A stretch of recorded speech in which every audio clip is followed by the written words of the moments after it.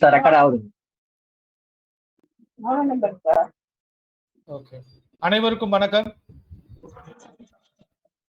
Exact prediction ஜோதிட ஆராய்ச்சி இணையதளம், திருமகள் தரிசனம், மர்லின் அனாலிட்டிக்ஸ், குரு பாக்கியநாதன் அஸ்ட்ராலஜி ரிசர்ச் ஃபவுண்டேஷன் ஆகிய அமைப்புகளின் சார்பில் நடத்தப்படுகின்ற இந்த உயர்நிலை எண்கணித வகுப்பிற்கு உங்கள் அனைவரையும் அன்புடன் வரவேற்கிறேன். எல்லாரும் மியூட் போட்டுக்கோங்க சார். எல்லாரும் மியூட் போட்டுக்கோங்க. நான் பேசி முடிச்சுட்டு உங்களை பேச சொல்லும் பொழுது நீங்க அன்மியூட் பண்ணிட்டு பேசலாம்.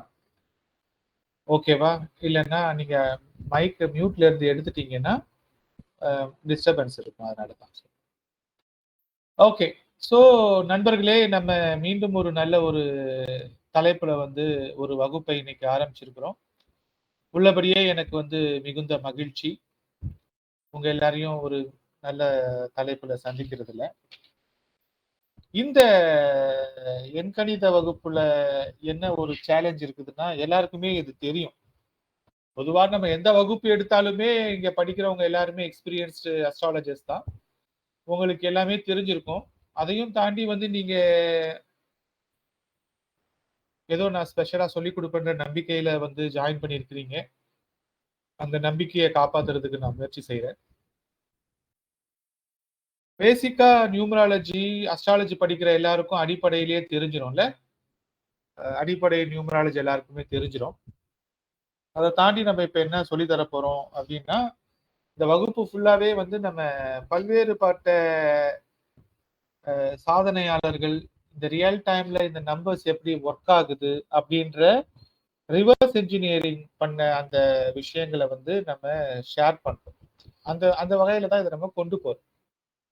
ரிவர்ஸ் இன்ஜினியரிங் அப்படின்ற வார்த்தை உங்களுக்கு தெரியும் நினைக்கிறேன் நிறைய பேருக்கு. அதாவது ஆல்ரெடி இருக்கிற ஒரு விஷயத்த அப்படியே பேக்ல இருந்து அப்படியே ரிவர்ஸ்ல போய் பார்த்து கண்டுபிடிக்கிறது ரிவர்ஸ் இன்ஜினியரிங். இப்போ ஒரு பொருளை சைனாக்காரங்க அப்படியே திருப்பி டியூப்ளிகேட் பண்றாங்கன்னு சொல்லுவாங்க இல்லையா, இன்னொரு தயாரிப்பை அப்படியே பார்த்து காப்பி அடிக்கிற மாதிரி ரிவர்ஸ் இன்ஜினியரிங்னா நம்ம ஆல்ரெடி இருக்கிற இயங்குகின்ற ஒரு மென்பொருளை அப்படியே அதே மாதிரியே ரிவர்ஸ்ல போய் பண்ற மாதிரி புரிஞ்சு பண்ற மாதிரி ரிவர்ஸ் இன்ஜினியரிங் சொல்லுவோம் சாஃப்ட்வேர் இண்டஸ்ட்ரி. அது மாதிரி நம்ம இந்த வகுப்புல ஆல்ரெடி சக்சஸ்ஃபுல்லா இருக்கிற ஒவ்வொரு விஷயத்தையும் எடுத்து ஆராய்ந்து அதன் அடிப்படையில தரவுகளை பெற்று அந்த தரவுகளின் அடிப்படையில் ஃபர்ஸ்ட் டிஸ்கஷன் பண்ணிட்டு அது எப்படி ஒர்க் ஆகுதுன்ற மாதிரி போர். ஸோ பொதுவாக நண்பர்களே, உலக இயக்கத்துல வெளிச்சமும் சத்தமும் தான் முக்கிய பங்காற்றுது இல்ல. வெளிச்சமும் சத்தமும், ஒளியும் ஒலியும். அப்ப இந்த சவுண்ட் என்கின்ற இந்த ஒளி மிக முக்கியமான பங்களிப்பை நமக்கு டே டு டே லைஃப்ல கொடுக்குது. பேசாம உலகம் இருக்காதுல்ல. உலகம்னாலே நாய்ஸ் தான். உலகத்துல எல்லாரும் பேசிக்கிட்டே தான் இருக்கிறோம். இந்த சத்தங்கள் எப்படி இயங்குது, இது எப்படி நியூமராலஜியா கன்வெர்ட் பண்ணி இயங்குதுன்றதை தான் நம்ம அடிப்படையில புரிஞ்சுக்கணும். சரியா? ஸோ நம்ம நார்மலா கம்ப்யூட்டருக்கு என்ன புரியும்? 0-1 தான் புரியும் இல்லையா? கம்ப்யூட்டருக்கு 0-1 தான் புரியும். இதை ஃபர்ஸ்ட் நம்ம புரிஞ்சுக்கணும். நம்ம கம்ப்யூட்டர்ல கீபோர்ட்ல ஏபிசிடி டைப் பண்ணாலோ, இல்லை நம்ம ஏதாச்சும் படம் வரைஞ்சாலோ, இல்லை நம்ம பேசினாலோ, என்ன இன்புட் கம்ப்யூட்டருக்கு கொடுத்தாலும் அது இன்டர்னலா என்ன பண்ணுது, அதை எல்லாத்தையும் டீகோட் பண்ணி 0-1 அப்படின்னு புரிஞ்சுக்குது. அது மாதிரி இந்த பிரபஞ்சம் பூமியில நம்ம என்ன பேசினாலும் அந்த பேசுறத அது என்ன பண்ணும் இன்டர்னலா அப்படின்னா, அந்த சத்தங்களை எண்களாக மாற்ற மாதிரி இமேஜின் பண்ணுங்க. நம்ம பேசுறோம் இல்லையா, நம்ம என்ன பேசினாலும் அது எப்படி பைனரியா மாறுது கம்ப்யூட்டர்ல, அது மாதிரி நம்ம என்ன பேசினாலும் அந்த ஒலி அலைகள் இந்த நியூமராலஜியை புரிஞ்சுக்கணுன்றதுக்காக சொல்றேன். இன்டர்னலா இப்படிதான் நடக்குமானா அது ஒரு விஷுவலைசேஷன் பர்பஸ்க்காக நான் உங்களுக்கு சொல்றேன். இந்த கான்செப்டை புரிஞ்சுக்கோங்க. இப்ப நம்ம பேசுறது நம்பர்ஸா கன்வெர்ட் ஆகுது. அதாவது ஒவ்வொரு வார்த்தை உச்சரிப்புக்கும், ஒவ்வொரு எழுத்துக்கும், ஒவ்வொரு வார்த்தை உச்சரிப்புக்கும், ஒரு எழுத்து உச்சரிப்புக்கும் ஒரு எண் அலைகளா மாற்றப்பட்டு அந்த எண் அலைகள் ஒவ்வொரு கிரகத்தோட தொடர்பு படுத்தப்பட்டிருக்குது. அப்ப நம்ம வாயிலிருந்து வர ஒரு வார்த்தை ஒரு கிரகத்தை சம்மன் பண்ணுது. நம்ம வாயிலிருந்து வர வார்த்தை அந்த டெக்ஸ்ட் வந்து நீங்க எந்த லாங்குவேஜ் வேணாலும் பேசலாம். நீங்க தமிழ் பேசலாம், இங்கிலீஷ் பேசலாம், மலையாளம் பேசலாம். உலகில் எவ்வளவோ பாஷைகள் இருக்கு இல்லையா? எந்த பாஷைகள் பேசினாலும் அந்த பாஷைகள் வந்து நம்பர்ஸா கன்வெர்ட் ஆகிற மாதிரி இமேஜின் பண்ணுங்க. எந்த மொழிகளில் பேசினாலும் உங்க வாயிலிருந்து ஒரு சத்தம் வந்துச்சுனாலே, உங்க வாயிலிருந்து ஒரு சத்தம் வந்தாலோ, நம்ம மட்டும் கிடையாது, எந்த விலங்கினங்கள், பறவைகள், மிருகங்கள், காரு, அந்த மாதிரி உலோகங்கள், அலோகங்கள், இந்த மாதிரி எந்த ஒரு பொருள் எந்த ஒரு சத்தத்தை எழுப்பினாலும், ஒலியை எழுப்பினாலும் அவை எண்களாக மாற்றப்படுதுன்னு நினைங்க. எண்களாக மாற்றப்படுது. அப்படி மாற்றப்படுகின்ற எண்கள் ஒவ்வொன்றுத்துக்கும் ஒரு கிரகத்தின் காரகத்துவம் மேப் பண்ணப்பட்டிருக்கு. அப்ப நம்ம பேசுற கோர்வையா இப்ப பேசிட்டு இருக்கிற இந்த வார்த்தைகள் எண்களாக மாற்றப்பட்டு அந்த எண்கள் என்ன ஆகுது, கிரகங்களால் மேப் பண்ணப்பட்டு அந்த கிரகங்களை தூண்டுகிறது. அப்ப அந்த கிரகங்கள் ஒரு ராசியை சார்ந்திருக்கிறது. அப்ப அந்த கிரகங்கள் ஒரு ராசியை சார்ந்திருக்கிறது. அப்ப நம்ம பேசுறது எண்களாக மாற்றப்பட்டு அந்த எண்கள் கிரகங்களால் தூண்டப்பட்டு அந்த கிரகங்கள் ராசிகளை இயக்கி அந்த ராசி பஞ்சபூத தத்துவத்தால் இயங்குகிறது. அப்ப ஃபைனலா என்ன நடக்கும் அப்படின்னா, நம்ம பேசுறது, நம்ம வாயிலிருந்து வர சத்தங்கள் எல்லாமே எண்டா, நம்ம எந்த லாங்குவேஜ்ல பேசினாலும் நம்ம பேசுற அந்த லாங்குவேஜ் வந்து ஃபைனலா என்ன ஆகும், பஞ்சபூதத்தை தான் போய் கமாண்ட் பண்ணும். நம்ம பேசுறது ஒரு பஞ்சபூதத்தின் இயக்கத்தை தூண்டும் அல்லது ரெக்வெஸ்ட் பண்ணும். ஒண்ணு கேட்கும், இல்லைன்னா அதிகாரம் பண்ணும். புரியுதா? இது இந்த கான்செப்டை ஃபர்ஸ்ட் கிளியரா புரிஞ்சுக்கணும். நம்ம எந்த மொழியில வேணாலும் பேசலாம். உலகத்துல எந்த மொழியில் வேண்டுமானாலும் பேசலாம். நம்ம பேசலாம், பாடலாம், கத்தலாம். ஆக எந்த எந்த அலை, எந்த மாதிரி சவுண்ட் வாயில இருந்து வந்தாலும், அது மந்திரமாக இருந்தாலும், அது வந்து ஒரு கட்டுரை, ஒரு நார்மலா பொயட்டிக்கா சொன்னாலும், இல்ல ஒரு சத்தமா ஒரு அன்சீக்வன்ஸா சொன்னாலும், அது எப்படிப்பட்ட சத்தமாக இருந்தாலும் அந்த சத்தங்கள் நாம் வெளிப்படுத்துகின்ற உணர்ச்சிக்கு ஏற்றபடி நாம் வெளிப்படுத்துகின்ற உணர்வுகளின் அடிப்படையில் இன்டைரக்டா எண்களாக மாற்றப்பட்டு அந்த எண் அலைகள் கிரகங்களை தூண்டி அந்த கிரகங்கள் தான் ஆளுமை செய்கின்ற ராசிகளை தாக்கி அந்த ராசிகள் பஞ்சபூதங்களாக இயங்குகின்றன. அப்ப நிலம், நெருப்பு, நீர், காற்று, ஆகாயம், நிலம், நெருப்பு, நீர், காற்று, ஆகாயம், இந்த பஞ்சபூதங்களை தான் நம்ம ஒவ்வொரு தடவை பேசும் பொழுதும் ரிசீவ் பண்ணும் போதும் உணர்றோம், இயங்குறோம், இயக்குறோம். அப்ப எண்ட் ஆஃப் த டே இந்த த்ரூ அவுட் த சவுண்ட் நம்ம பேசுறது ஃபைனலா போய் எங்க தாக்கத்தை ஏற்படுத்துகிறது, பஞ்சபூதங்களை தான் தாக்குகிறது. இமேஜின் பண்ணுங்க, இப்ப நம்ம தமிழ் சினிமால ஒரு அலிபாபான்ற அந்த பட்டினத்தில் பூதம் வந்திருக்கு இல்லையா, அந்த அலாதீன் கலையில அற்புத விளக்குல வந்து நம்ம அந்த விளக்க தேய்ச்சோன்னு ஒரு பூதம் வருதுல்ல, அந்த பூதம் வந்து நம்ம என்ன சொன்னாலும் கேக்குதுல, அது மாதிரி நாம் பேசுகின்ற ஒவ்வொரு வார்த்தையும் பஞ்சபூதங்கள் கேட்டு ரியாக்ட் பண்ணுது. உங்களுக்கு அது கிளியரா புரியணும். அதனாலதான் பேசாதடா, வாயை திறந்து பேசாத, தேவைனா மட்டும் பேசு. நீ வாயை திறந்து பேசுற ஒவ்வொரு விஷயத்துக்கும் நிலம், நெருப்பு, நீர், காற்று, ஆகாயம் ஆகிய பஞ்சபூதங்கள் ரியாக்ட் பண்ணும். அது ரிசீவ் பண்ணும், கிரகித்து கொள்ளும். அது வந்து நீங்க கேட்கறதுக்கு ஒரு பதில சொல்லும். புரிஞ்சுதா? அப்ப நம்ம பேசுறது இந்த ஃப்ளோ கிளியரா புரிஞ்சுக்கணும். நம்ம பேசுறது ஒலி அலைகள் எண்களாக மாற்றப்பட்டு அந்த எண்கள் கிரகங்களின் வலைவரிசையில் ராசிகளின் வழியாக பஞ்சபூதங்களை அடைகிறது. அப்ப அந்த பஞ்சபூதங்கள் நம்ம கேட்கறதுக்கு, நம்ம பேசுறதுக்கு பதில் சொல்லும். இன்னொரு மனுஷன் பேசுறது நமக்கு பஞ்சபூதங்கள் வழியா தான் ரிசீவ் ஆகும். அப்ப எல்லாமே அடிப்படையில பஞ்சபூதங்கள் தான் வேலை செய்யும். இப்ப நியூமராலஜினா அடிப்படையில எங்க போய் அது முடியுது, அது ராசிகளில், கிரகங்களில், பஞ்சபூதங்களில் தான் முடியுது. அப்ப இந்த பிரபஞ்ச இயக்கம் எண்ட் ஆஃப் த அந்த கடைசியில போய் பஞ்சபூதங்களை தான் தாக்குகிறதுன்றதை நம்ம கிளியரா புரிஞ்சுக்கிட்டா மட்டும்தான் நியூமராலஜியை நம்ம எப்படி ஹேண்டில் பண்றது அப்படின்ற ஒரு விஷயத்துக்குள்ள வரணும். அப்ப எடுத்தோன்னே நம்ம நியூமராலஜினா நம்பர்ஸ் அப்படின்னு வந்துடும் இல்லையா? அப்ப இந்த 1ல இருந்து 9 வரைக்கும் நம்பர் 0வை விட்டுறலாம். நம்பர் வந்து 1ல இருந்து 9 வரைக்கும் தான் நியூமராலஜில நம்ம எடுக்கிறோம். 1 2 3 4 5 6 7 8 9. இந்த 9 எண்கள் நிறைய எண்களை உருவாக்கி அது எப்படி கூட்டு இயக்கத்துல வேலை செய்யுதுன்றதெல்லாம் நம்ம வர வகுப்புகள்ல படிக்க போறோம். அப்ப அடிப்படையில நியூமராலஜினா என்ன, எண்ட் ஆஃப் த அந்த டெர்மினாலஜி எங்க போய் முடியுது, பஞ்சபூதத்தின் தாக்கத்துல தான் முடியுது. அப்ப நம்ம பேசுகின்ற ஒவ்வொரு வார்த்தைகளும் பஞ்சபூதத்தை சம்மன் செய்யுது. சம்மன் இப்ப கோர்ட்ல வந்து இப்ப நம்ம யாரையாச்சும் கூப்பிடுறாங்க, குரு பாக்கியநாதன் குரு பாக்கியநாதன் குரு பாக்கியநாதன் அப்படின்னு நம்ம கூப்பிடுறோம்ல. அப்ப அவர் என்ன பண்றாரு, அங்க இருப்பாரு, எந்திரிச்சு வந்து நிப்பாருல. அது மாதிரி நம்ம பேசுற ஒவ்வொன்றும் கோர்ட்ல டவாலி கத்துறா மாதிரி பஞ்சபூதங்கள்ல போய் தாக்கும். சரியா? அப்ப நம்ம இப்ப வீட்டுல இருக்கிறோம். இப்ப நான் இந்த ரூம்ல உட்கார்ந்து இருக்கிறேன். இப்ப என் பையனை கூப்பிடுறேன், ஷான் பால் அப்படின்னு கூப்பிட்டா கேட்காது. அவன் பக்கத்து ரூம்ல டிவி பார்த்துட்டு இருப்பான். இன்னொரு ரூம்ல என் பொண்ணு மேர்லின் உட்காந்துருப்பா, அவ ஹெட்செட் போட்டுட்டு இருப்பா. அப்ப நான் மேர்லின்னு நீங்க கூப்பிட்டா வராது. அப்ப மேர்லின் சத்தமா கூப்பிடணும், இல்லைன்னா ஷான் பால்னு சத்தமா கூப்பிடணும். அப்ப சாதாரணமா கூப்பிடுற ஒரே ஒலி சத்தமா கூப்பிட்டா அதுக்கு ஒரு அதிகார தோரணை வருது இல்லையா, கமாண்டிங். அப்ப ஒரே நிமிஷம் மேடம், நான் மீட்டிங் ஆரம்பிச்சுட்டேன். எதுவா இருந்தாலும் நாளைக்கு பேசட்டா? லிங்க் வரலையா உங்களுக்கு? ஒரே நிமிஷம் இருங்க, நான் அனுப்பிச்சு வச்சேன்.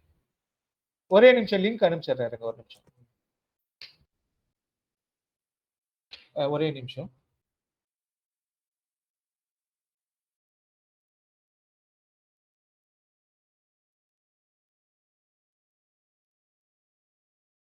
ஓகே, சோ நான் பேசுறது கேக்குதுல? ஓகே.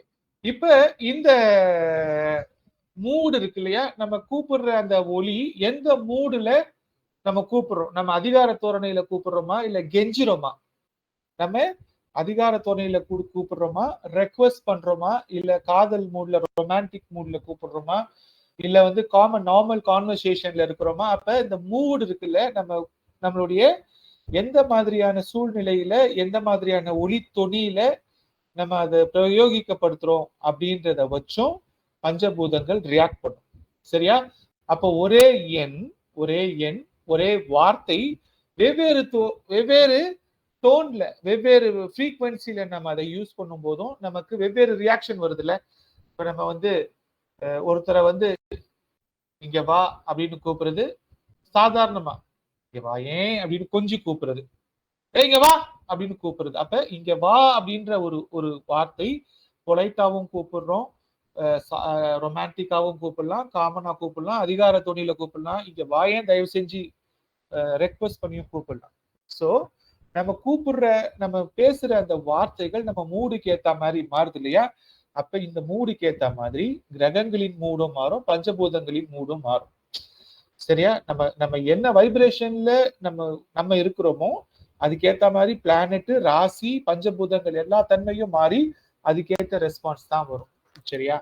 அப்ப நியூமராலஜின்றது நார்மலா வந்து நம்ம பேசுறது, நம்ம எப்படி ரியாக்ட் பண்றோம், நம்ம எந்த ஃப்ரீக்வன்சில பேசுறோமோ அந்த ஃப்ரீக்வன்சில அது புரிந்து கொள்ளப்பட்டு, அந்த ஃப்ரீக்வன்சில பஞ்சபூதங்களால் கிரகிக்கப்பட்டு அந்த ஃப்ரீக்வன்சில அது ரிசீவ் ஆகும். ஸோ ஃபர்ஸ்ட் இந்த பேசிக் கான்செப்டை புரிஞ்சுக்கணும். அடுத்து இப்ப வந்து நம்ம பெயர் மாற்றுறவங்க எல்லாருமே சக்சஸ் ஆகுறாங்களா, பெயர் மாற்றுறவங்க எல்லாருமே சக்சஸ் ஆகுறாங்களா அப்படின்ற ஒரு கேள்வி வரும்ல. அப்ப நியூமராலஜின்றது காமனா யூஸ் பண்ற ஒரு டேர்மு. ஆனா பெயர் மாற்றவங்க எல்லாருக்குமே சக்சஸ் வருதா அப்படின்னா இல்ல. அப்படின்னா பெயர் மாற்றத்துல அதிகமா சக்சஸ் வரவங்க யாரு நீங்க பாக்குறீங்கன்னா, சினிமா துறையில பெயர் மாற்றவங்களுக்கு கண்ணுக்கு எதிரா விசிபிலிட்டி அதிகமா இருக்கு. கரெக்டா? மற்றவர்களை விட இவங்களுக்கு வந்து அந்த அந்த ரிசல்ட், நேம் மாற்றுவதற்கான ரிசல்ட் சினி இண்டஸ்ட்ரியில இருக்கிறவங்களுக்கு இமிடியேட்டா கிடைக்குது. அப்படின்றதுக்கு ரீசன் என்ன அப்படின்றத நீங்க ஃபர்ஸ்ட் புரிஞ்சுக்கணும். இது என்ன அப்படின்னா, ஒரு படம் ரிலீஸ் ஆகுச்சுன்னா அது எப்படியும் வந்து நூற்றுக்கணக்கான, ஆயிரக்கணக்கான தியேட்டர்ல ரிலீஸ் பண்றாங்க இல்லையா? அப்ப அவங்க பெயர் மாற்றி அதிகாரப்பூர்வமா அந்த ஸ்கிரீன்ல வந்துருது. கரெக்டா? அப்ப ஒரு நாள் ரிலீஸ் ஆகி அது ஒரு 50 நாளோ 100 நாளோ தொடர்ச்சியாக தியேட்டர்ல ஓடும் பொழுது அத்தனை தடவை அது பப்ளிஷ் ஆகுது. அத்தனை பேர் வந்து லட்சக்கணக்கான, கோடிக்கணக்கான மக்கள் அந்த பேரை படிக்கிறாங்க. சரியா? அப்ப ஒரு பெயர், ஒரு ஒரு நாமம், ஒரு ஒரு மந்திரம் எல்லாமே ஒண்ணுதான். நம்ம பேசுற மந்திரங்களும் ஒண்ணுதான். நம்ம பேசுற பெயருமே மந்திரம் தான். நமது பெயரே மந்திரமாக மாறும். நமது பெயரே மந்திர சொல்லாக மாறும். மந்திரங்கள் ஏன் வலுவுள்ளதா இருக்குது?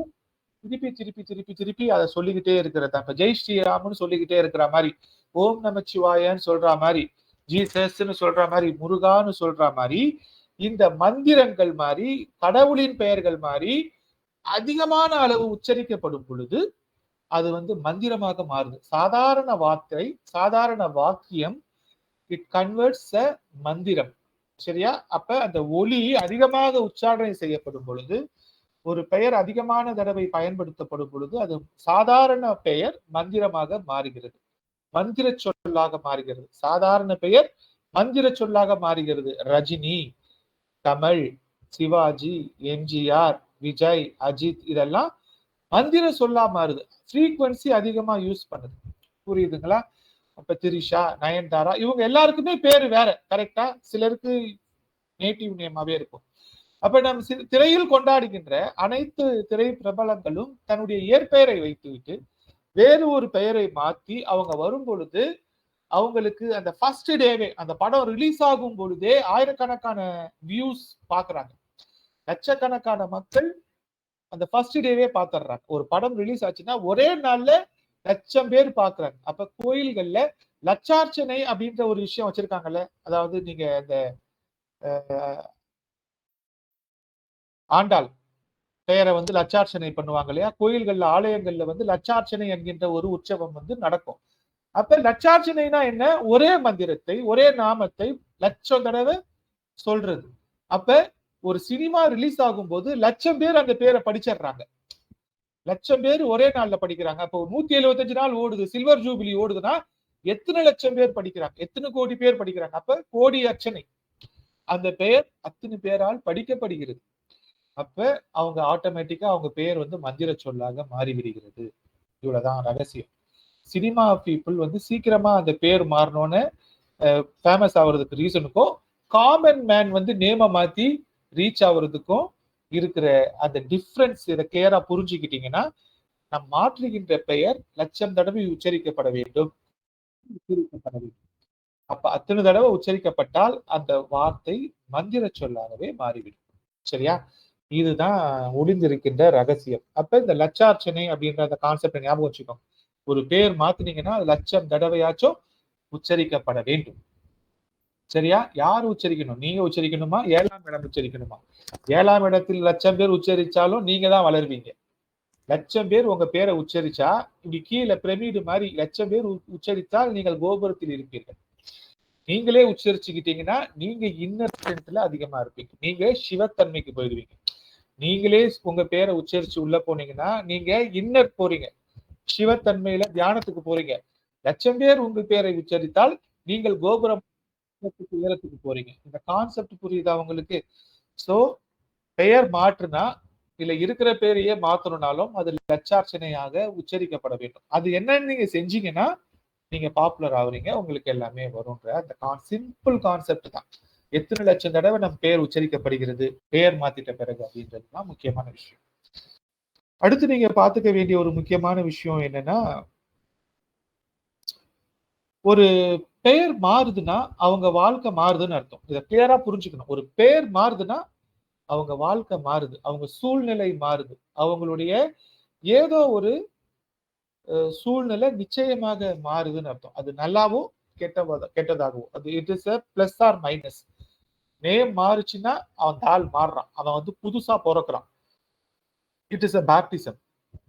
இது வந்து ஒரு புதிய பிறப்புன்னா அவதாரம், புது அவதாரமா தான் அவன் மாறுறான். இந்த உடம்புக்கு புது அவதாரம் அப்படின்ற மாதிரி. நீங்க காலையில எந்திரிச்சு குளிச்சுட்டு புதுசு அது ஒரு புது அவதாரம் இல்லையா? அது மாதிரி உங்களுக்கு ஒரு புதிய நாமகரணம் சூட்டப்படும் பொழுது நீங்க புதுசா பிறக்குறீங்க. நீங்க வந்து அத புதுசா உங்களுக்கு நார்மலா பேர் வைக்கும்போது என்ன பண்ணுவாங்க, அந்த குரு ஸ்தானத்துல இருக்கிறவர் வந்து உங்களுக்கு அந்த காதுல வந்து உங்க பேரை 3 தடவை சொல்லுவாங்க. நீங்க என்ன பண்ணுவீங்க, தண்ணியில முங்கி எழுந்திருப்பீங்க. காசிலேயோ கங்காலேயோ இல்ல சர்ச்சில் பேப்டிசம் கொடுக்குற மாதிரி ஒரு குளிச்சுட்டு ஒரு ஃப்ரெஷ்ஷா வந்துட்டு உங்களுக்கு வந்து ஒரு நாமகரணம் சூட்டுறதுக்குன்னு ஒரு ப்ராசஸ் இருக்கு. அது it is different in different religious. ஒவ்வொரு மத நம்பிக்கைகளுக்கு ஏற்ற மாதிரி வெவ்வேறு ப்ராசஸ் இருக்குது. அந்த ப்ராசஸை நீங்க அப்ளை பண்ணிட்டாலே நீங்க புது மனுஷனா மாறுறீங்க. நீங்க இந்து ரிலீஜன் டெக்ஸ்ட ஃபாலோ பண்ணாலோ, கிறிஸ்டியானிட்டியோ, புத்திசமோ, இஸ்லாமிக்கோ, எதுவோ ஒரு மதத்தில் ஒரு பெயர் மாற்றுவதற்குன்னு ஒரு சடங்கு இருக்கும் இல்லையா? அந்த சடங்கை நீங்க ப்ராசஸ் பண்ணிட்டீங்கன்னா நீங்க புதுசா பிறக்குறீங்கன்னு அர்த்தம். நீங்க புதுசா பிறக்குறீங்கன்னா உங்களுக்கு புதுசா தனியா ஒரு பேரலா நீங்க பிறந்தப்ப இருந்த ஒரு தசாபுத்தி அந்தரங்கள் ஆரம்பிக்குது இல்ல, அது மாதிரி புதுசா நீங்க பேர் மாற்றும் போதும் ஒரு தசாபுத்தி அந்தரம் ஆரம்பிக்கும். கிளியரா புரிஞ்சுக்கும். நீங்கள் பெயர் மாற்றும் பொழுது உங்களுக்கு அடிஷனலா ஒரு த்ரெட் ஓபன் ஆகி அதுக்கு தனியா ஒரு தசாபுத்தி அந்தரம்னு ஓபன் ஆகும்.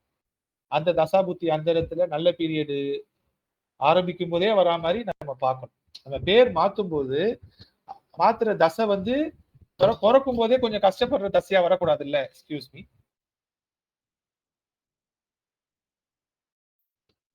கஷ்டப்படுற தசையா இருக்கக்கூடாது இல்ல. அப்ப நம்ம பேர் மாத்தி அதை நம்ம ஆரம்பிக்கும் பொழுது அந்த முகூர்த்தம் இருக்குல்ல, அந்த முகூர்த்தத்துல நீங்க புதுசா பிறக்குறீங்கன்னு அர்த்தம். அப்ப நீங்க புதுசா பிறக்கும் பொழுது நீங்க என்ன செய்யணும், அப்ப ஒரு தசா ஆரம்பிக்கும்ல, அந்த நட்சத்திரத்துல இருந்து தசா ஆரம்பிக்கும்ல, அந்த தசா அந்த நாளுக்கு, அதாவது நீங்க எந்த நாளுக்கு அந்த தசாவை ஆரம்பிக்கிறீங்களோ, இந்த ஞாபகத்தை சூட்டுறீங்களோ, அது ஒரு யோக தசையாக, அதுக்கு அடுத்து வருகின்ற தசை யோக தசையாக, அதுக்கு அடுத்து வருகின்ற தசை யோக தசையாக பார்த்து நீங்க நாமத்தை சூட்டணும். அப்பதான் அது சக்சஸ கொடுக்கும். அப்ப நேம் மாத்தும் பொழுது அதை என்னைக்கு பிரயோகிக்கப்படுத்தணும், என்னைக்கு நீங்க புதுசா பிறக்கணும், என்னைக்கு டிக்ளேர் பண்ணணும் அப்படின்றது என்ன சூட்சமோனா, அந்த நேரத்தில் இருக்கின்ற நட்சத்திரம், அந்த நேரத்தில் இருக்கின்ற கிரக நிலை உங்களுக்கு லாபத்தை தருவதாக, நீங்கள் எந்த பர்பஸுக்காக அந்த அவதாரத்தை எடுக்கிறீர்களோ அந்த அவதாரத்திற்கு லாபத்தை, சுகத்தை, வெற்றியை, பெயரை, புகழை தருவதற்கு ஏற்ப இருக்கின்ற கிரக அமைப்புகளின் படியும் நட்சத்திரத்தின் படியும் அந்த நேரத்துல ஆரம்பிக்கிற தசாபுத்தி அந்தரங்கள் அடுத்த ஒரு 20-30 வருஷத்துக்கு கண்டினியூஸா நல்ல நேரம், நல்ல தசைகள் வரா மாதிரி பார்த்து நீங்க அதை ஆரம்பிக்கணும். அப்படி ஆரம்பிச்சா நிச்சயமாகவே வெற்றி. புரியுதா? இந்த மாதிரி சிச்சுவேஷன்ல தான் அந்த பெயரை மாற்றி சினிமா ரிலீஸ் பண்றாங்கல்ல. நார்மலா சினிமா ரிலீஸ் பண்ற அந்த ஃபர்ஸ்ட் ஷோ ரிலீஸ் ஆகுது இல்ல, அதெல்லாம் வந்து பூஜை போடுறதுல இருந்து அதை ரிலீஸ்லாம் நல்ல முகூர்த்தம் பார்த்து தான் பண்ணுவாங்க. சரியா? அப்ப இது மாதிரி நம்ம ஆரம்பிச்சோம்னா அது வெற்றியை தரும். அப்ப ஒரு பெயர் மாத்திரம்னா அது நல்ல ஒரு குருவால் முன்மொழியப்பட வேண்டும். ஃபர்ஸ்ட் நல்ல பேரை ஃபர்ஸ்ட் செலக்ட் பண்ணணும். அது எப்படி செலக்ட் பண்றதுன்ட்டு நம்ம படிக்க போறோம். நல்ல பேரை எப்படி செலக்ட் பண்றது, நமக்கு என்ன பர்பஸ்க்காக நேம் மாத்துறோம், நமக்கு இன்னும் எவ்வளவு வாழ்க்கை இருக்குது, நம்ம இதை மாத்தி என்ன அடைய விரும்புறோம், இதெல்லாம் யோசிச்சு எப்படி நேம மாத்துறதுன்றத அடுத்த 10 நாட்கள்ல படிக்க போறோம். ஆனா அதை மாத்திட்ட பிறகு அதை எந்த குருவால் முன்மொழியணும், அந்த குரு ஒரு நல்ல குருவா இருக்கணும், அந்த குரு தொட்டது தொடங்கணும், அந்த குருவால் முன்மொழியப்பட வேண்டும். அந்த நேரம் அது ஒரு புண்ணிய நதியால் நீராடப்பட வேண்டும். தண்ணீரால்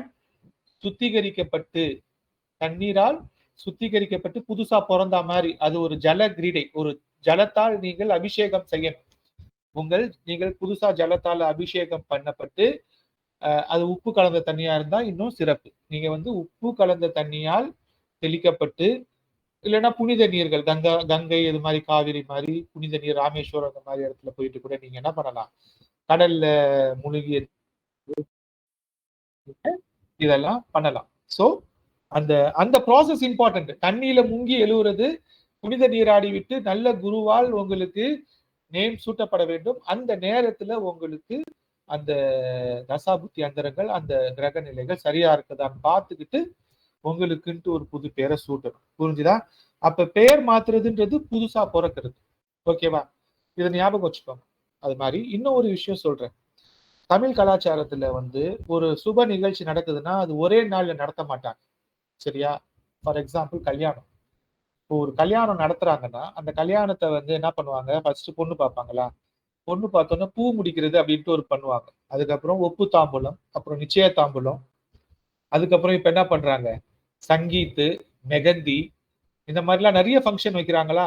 அதுக்கப்புறம் முகூர்த்தம், அதுக்கப்புறம் வந்து சாந்தி முகூர்த்தம், அதுக்கப்புறம் வந்து மறுவீடு, இதுக்கு முன்னாடி மாப்பிள்ளை அழைப்பு. அப்ப ஒரு கல்யாணம்ன்ற ஈவெண்ட்டுக்கு முன்னாடி பின்னாடி நிறைய ஃபங்க்ஷன் வைக்கிறாங்க. எல்லா ஃபங்க்ஷன்லயும் அது ஃபங்க்ஷனாவோ ஈவெண்டாவோ இருக்குது. எல்லாத்துலயும் என்ன பண்றாங்க, அந்த நண்பர்கள் உறவினர்களை கூப்பிட்டு நிறைய பேர் சேர்ந்து அந்த ஈவெண்ட்டை செலிப்ரேட் பண்றாங்க. எக்ஸப்ட் சாந்தி முகூர்த்தம், அதை தவிர்த்து மற்ற எல்லா ஈவெண்ட்லயும் நிறைய நண்பர்கள் வந்து நண்பர்கள் உறவினர்கள் சேர்ந்து அதை செலிப்ரேட் பண்றாங்க. அதுக்கு ரீசன் என்னன்னா, இது வந்து ஒரே நாள்ல ஒரே ஈவெண்ட்ல முடிவு பண்ணக்கூடாது. இது வந்து ஒரு தொடர்ச்சியாக இந்த ஈவெண்ட் ஒரு ஒரு ஒரு ஒரு முகூர்த்தம் தவறினாலும் அந்த நம்ம டிராவல் பண்ற அந்த பர்பஸ் வந்து லைஃப் லாங் இருக்கணுன்றதுக்காக தான் நிச்சயதார்த்தம், அந்த கல்யாணம், அதுக்கு முன்னாடி வந்து அந்த நிறைய ஈவெண்ட், மெகந்தி ஃபங்க்ஷன், அந்த சங்கீத்து, மாப்பிள்ளை அழைப்பு, ஜனவாசம், அப்புறம் இந்த இது முடிச்ச பிறகு மறுவீடு, அப்புறம் இன்னும் நிறைய 7 நாள்லாம் கல்யாணம் பண்றாங்கல்ல சிலர் வீட்டுல 7 நாள். அம்பானிலாம் எத்தனை நாள் பண்ணாரு? 1 மாசம் கல்யாணம் பண்ணாரு இல்லையா? வசதி இருக்கிறவங்க எத்தனை நாள் பண்றாங்க பாருங்க. அப்ப ஒரு ஃபங்க்ஷன் பண்றோம், ஒரு திருமணம் பண்ணும் பொழுது என்ன பண்றோம், இத்தனை ஃபங்க்ஷன்ஸ் வைக்கிறதுக்கு ரீசன் என்னன்னா, அத்தனை முகூர்த்தத்தையும் சிறப்பா பார்த்து பண்ணுவாங்க. அப்ப அத்தனை முகூர்த்தங்களும் சேர்ந்து ஒரு ப்ராபபிலிட்டியில அவங்களுக்கு ஒரு நல்ல வாழ்க்கையை கொடுக்கணும். ஏதாச்சும் ஒரு முகூர்த்தத்துல வெயிட்டேஜ் கம்மியா இருந்தா கூட இன்னொரு முகூர்த்தத்துல வந்து அது சக்சஸ்ஃபுல்லா ஆயிடணும் அப்படின்ற அந்த ஒரு பர்பஸுக்காக தான் இந்த மாதிரி திருமணம் முதலான முக்கியமான விஷயங்கள்ல பல சுப நிகழ்ச்சிகளை கிளப் பண்ணி நம்ம செய்யறோம். புரியுதா? அது மாதிரி நம்ம இந்த பெயர் மாத்துறோம், நம்ம புதுசா நம்ம பெயர் மாத்தும் பொழுதும் இந்த மாதிரி ஒரு சீக்வலான ஈவெண்ட்ஸ் நம்ம பண்ணணும். எப்படி ஒரு படம் ரிலீஸ் பண்றதுக்கு முன்னாடி இப்பெல்லாம் வந்து ப்ரொமோஷன் என்ன பண்றாங்க, சென்னையில ப்ரொமோஷன் பண்றாங்க, அப்புறம் பாம்பே போறாங்க, அப்புறம் துபாய் போறாங்க, அப்புறம் சிங்கப்பூர் போறாங்க, ஹைதராபாத் போறாங்க, பெங்களூர் போறாங்க.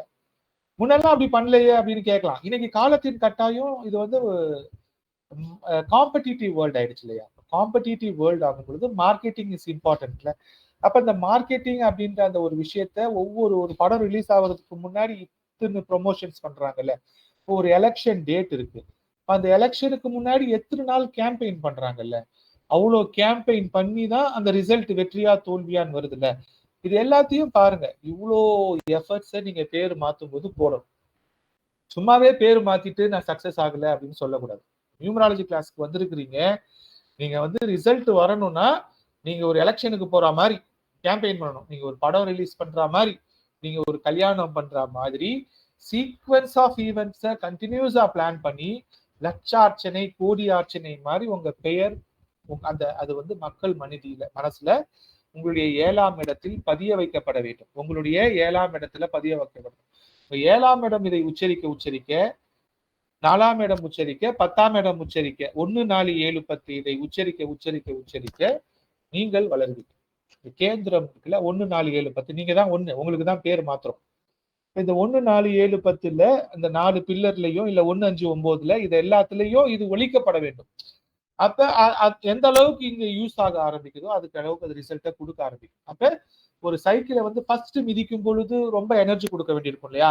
அது மிதிக்க ஆரம்பிச்சுட்டா அது ஃபாஸ்டா ரிசல்ட் கொடுக்கும்ல. அது ஓடுற சைக்கிளை மிதிக்கிறது ஈஸி, அந்த பிரிட்ஜில் ஏறும்போது கஷ்டம், இறங்கும் போது ஈஸின்ற மாதிரி இந்த நேம் வைக்கும் பொழுது நம்ம கொஞ்சம் எக்ஸ்ட்ராடினரி எஃபர்ட்ஸை போட்டு அதை புல் பண்ணி அதை த்ரோ பண்ணிட்டோம்னா அது ரிசல்ட்டை கொடுக்க ஆரம்பிச்சிடும். ஸோ இதை ஃபர்ஸ்ட் புரிஞ்சுக்கிட்டீங்களா?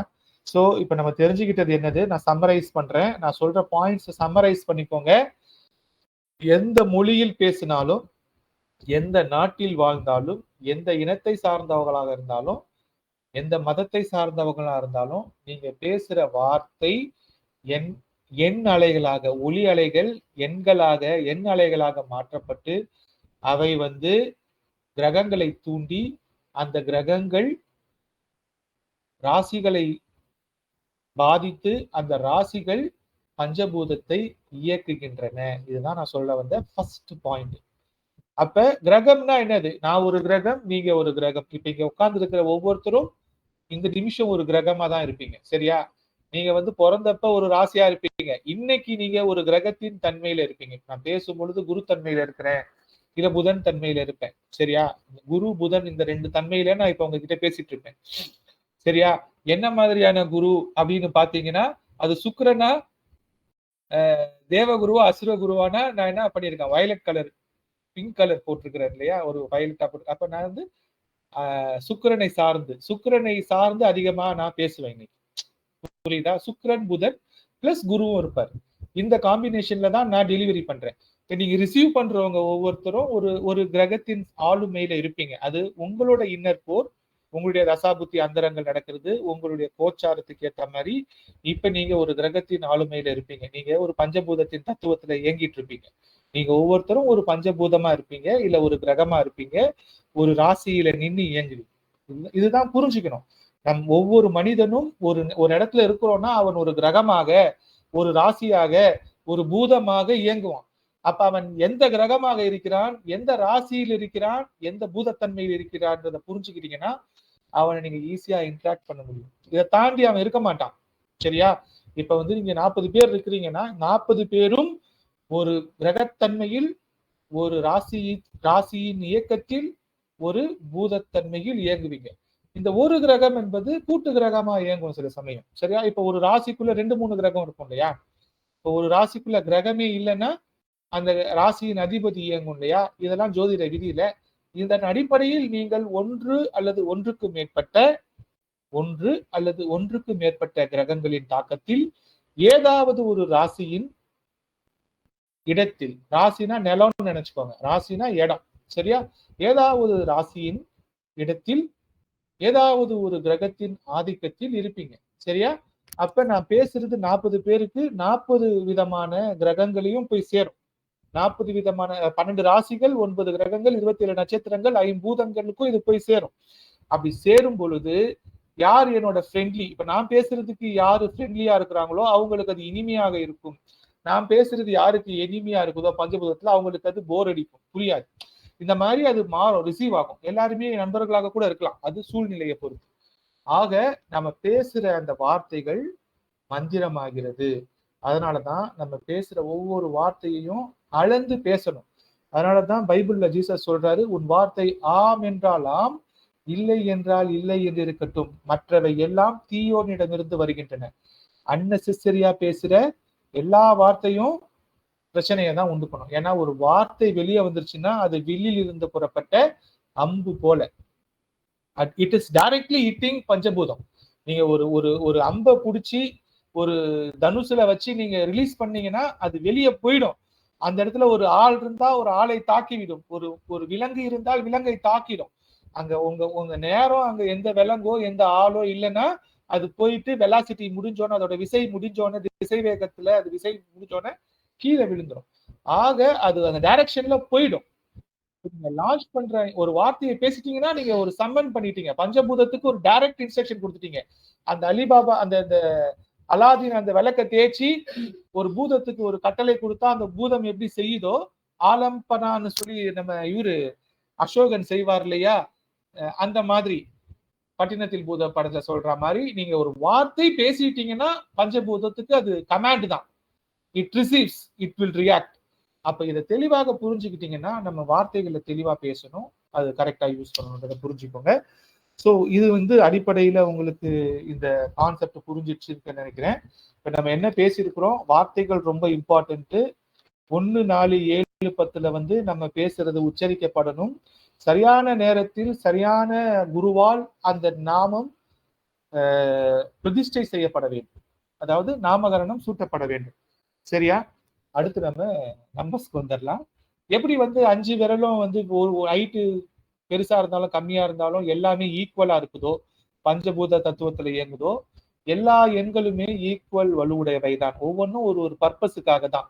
இதுல வந்து 1 வந்து உயர்ந்தது, 2 தாழ்ந்தது அப்படின்ற மாதிரி எல்லாம் கிடையாது.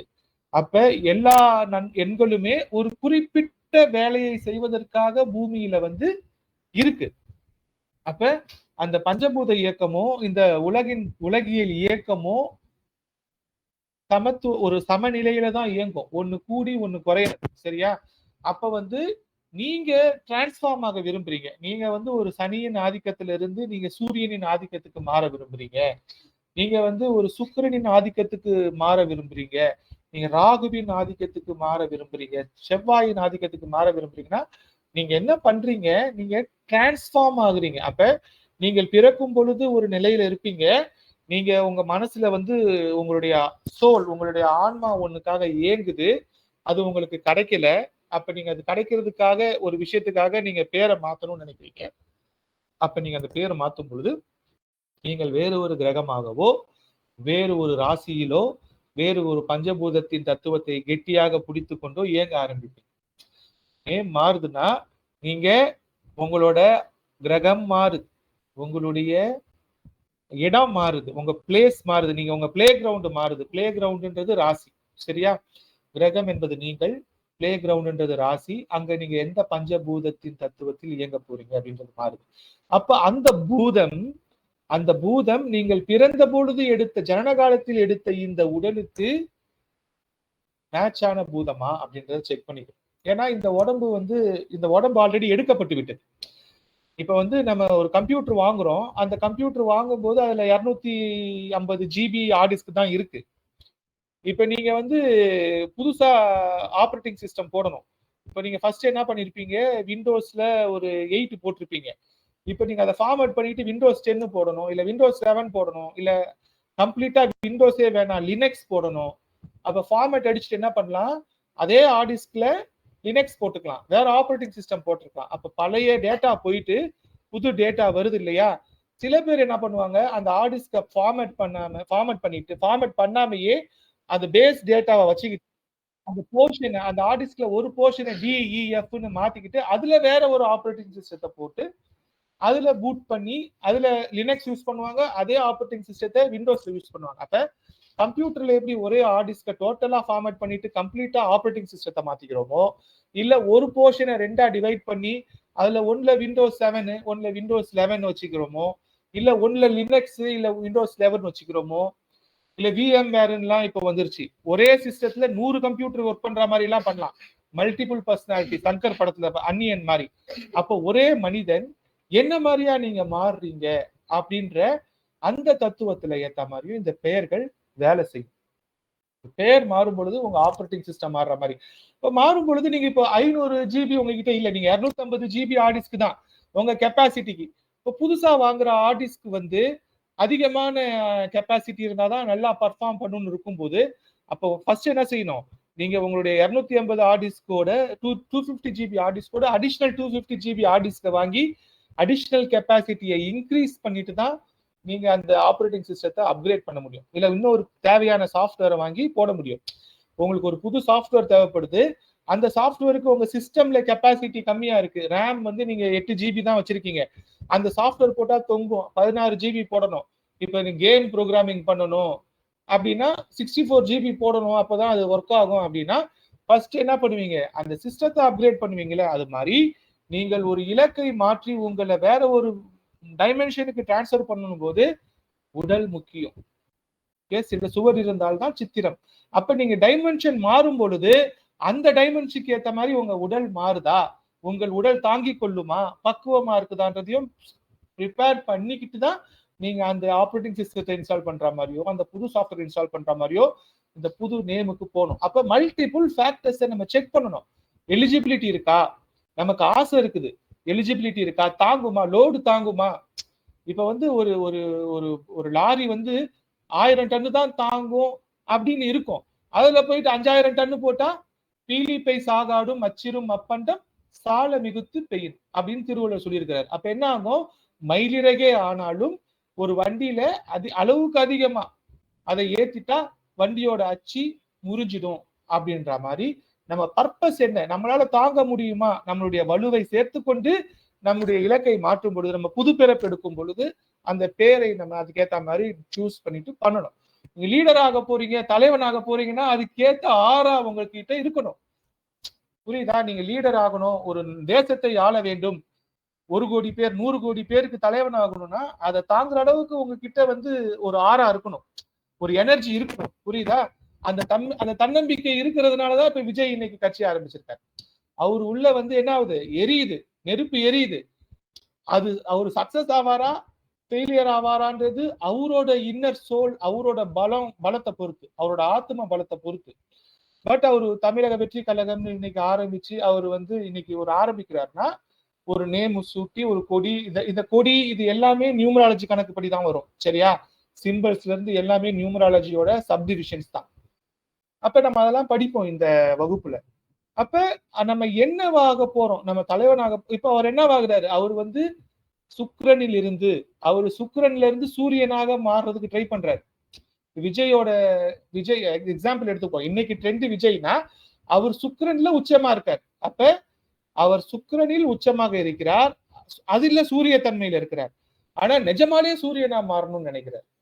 அப்ப முழுக்க முழுக்க சூரியனா மாறணும்னு நினைக்கிறார்.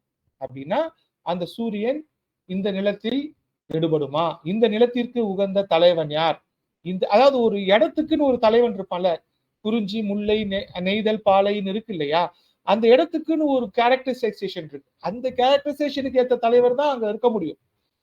அப்ப அந்த கெப்பாசிட்டியில அந்த அந்த இடம் அந்த நிலத்திற்கு தகுந்த மாதிரி நம்ம பேர் மாறுதா, அதெல்லாம் இருக்கு. இப்ப ரஜினிகாந்த் இருக்காரு, அவர் பேன் இண்டியா ஸ்டாரா இருக்காரு. ஆனா அவர் தமிழ்நாட்டுக்கு வந்து தமிழ்ல பேர் மாத்தி இந்த நிலத்தில் தானே சாதிச்சார். அவர் பேசிக்கா பிறந்தது மகாராஷ்டிரால. ஆனா இந்த நிலத்திற்கு வந்து இந்த நிலத்துலதான் பேர் வாங்கணும்னு இருக்குல்ல. அப்ப இது எல்லாமே என்ன ஆகுது, அந்த எல்லா விஷயங்களையும் சேர்த்துதான் இந்த நியூமராலஜியும் வேலை செய்யும். வெறுமனே நியூமராலஜின்றது பேர் மாத்திட்டா மட்டும் வேலை செய்யாது. அது வந்து ஒரு புது பிறப்பு கொடுக்கறதுக்கு யூஸ் பண்றதுதான். ஆனா அது மந்திரமாக மாற்ற வேண்டும். அதை மந்திர சொல்லாக மாற்றுவது நாம் போடுற உழைப்புல தான் இருக்கு. அதுக்காக தான் நம்ம இப்ப படிக்க வந்திருக்கோம். சரி, இப்ப நம்ம வந்து என் ஸ்கிரீனை ஷேர் பண்றேன்.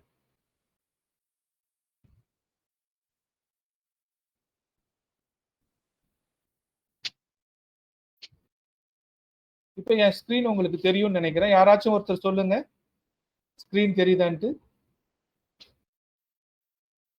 யாராச்சும் ஒருத்தர் ஸ்கிரீன் தெரியுதா இல்லை ஆமாவா இல்லையான்னு சொல்லுங்க. ஸ்கிரீன் தெரியுது சார். Okay fine. மியூட் போட்டுக்கோ. சோ இப்ப நம்ம நியூமராலஜியோட பேசிக்ஸ்க்கு வந்திருக்கிறோம். இது எல்லாருக்குமே தெரியும், ஆனாலும் நான் எக்ஸ்பிளைன் பண்றேன். 1, 2, 3, 4, 5, 6, 7, 8, 9 இந்த 9 எண்கள் தான் நியூமராலஜிக்கு எண்கணிதத்துக்கு அடிப்படையில். 1 எப்போதுமே சூரியனை குறிக்கும். 1 சூரியனுக்கான எண்.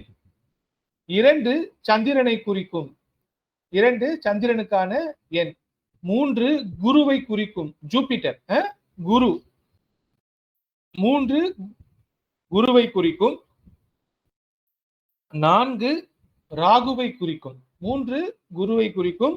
4 ராகுவை குறிக்கும்.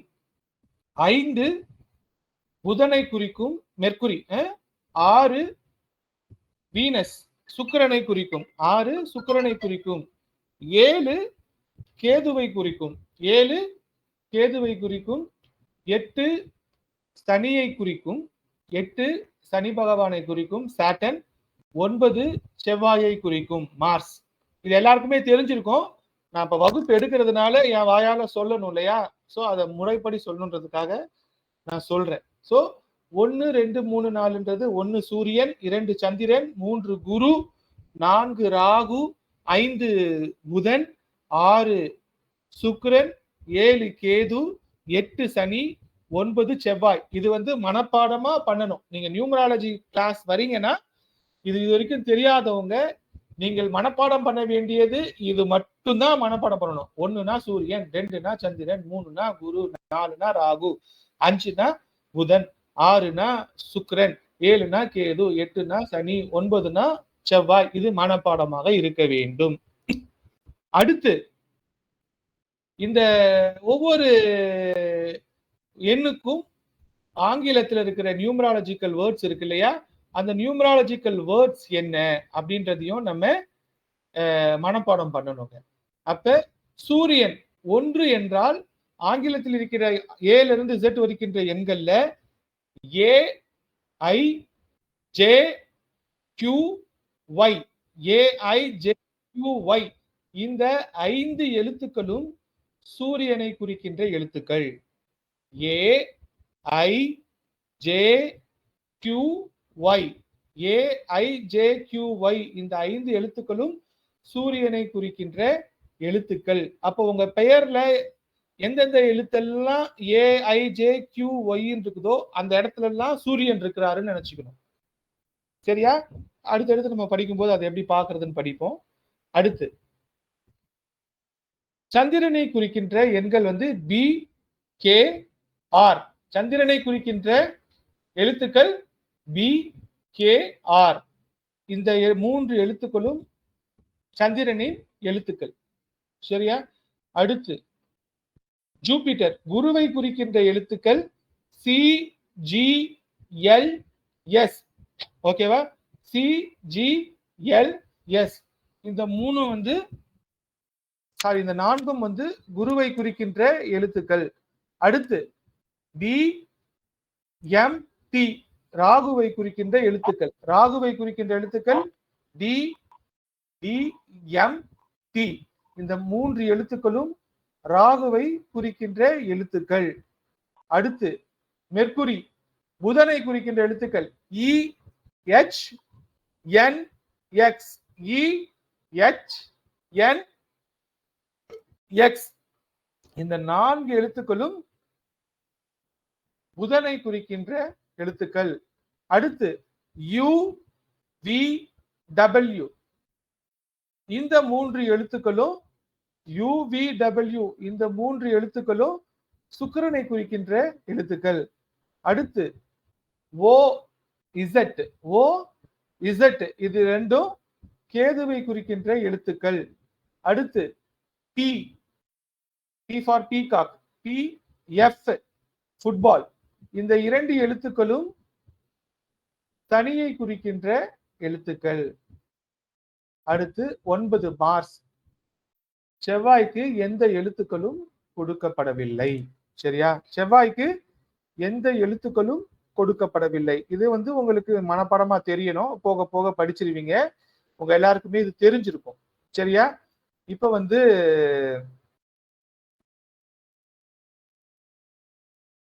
ஓகே.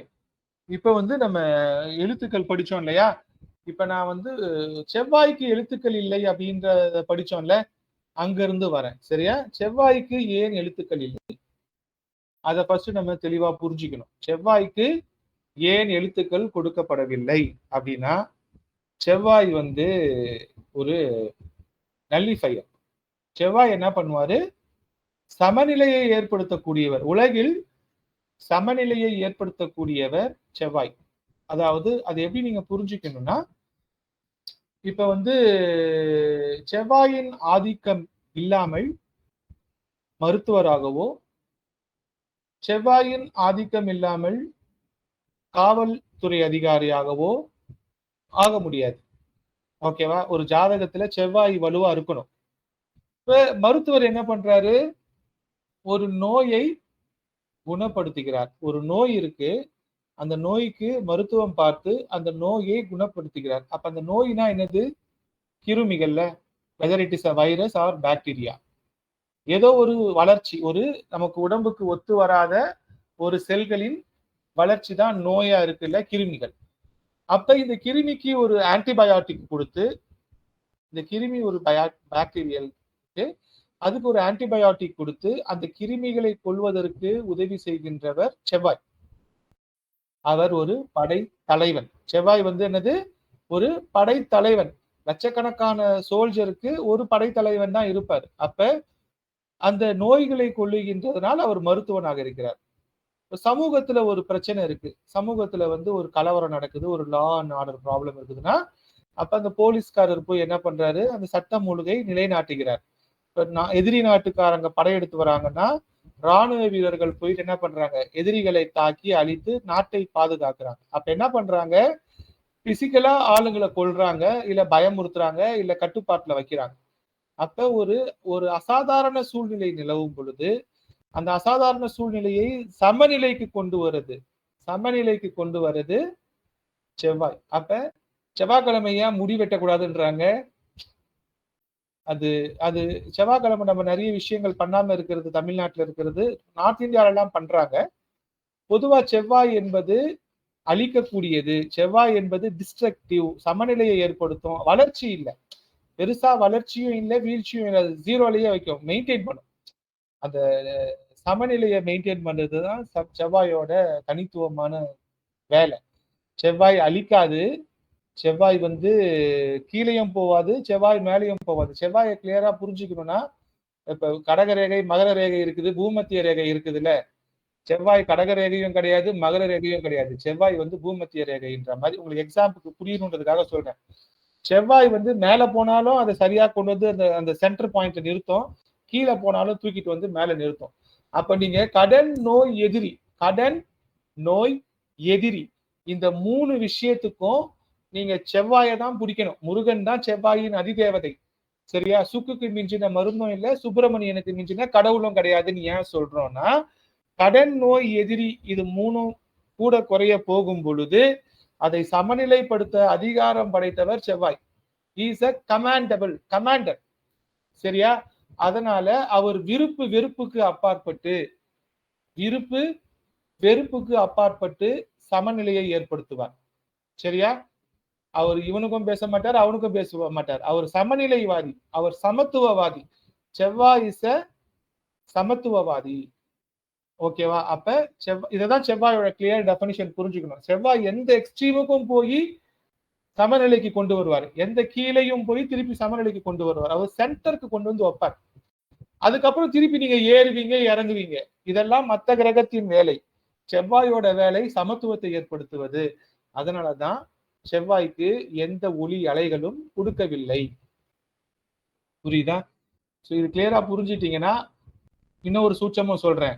ஒரு பிரச்சனையில இருக்கும் பொழுது எந்த ரியாக்ஷனும் பண்ணாம சைலண்டா இருந்துட்டீங்கனாலே பிரச்சனை பாதி முடிஞ்சிடும். ஒரு நோய் வருது, என்ன பண்றாங்க அந்த காலத்துல?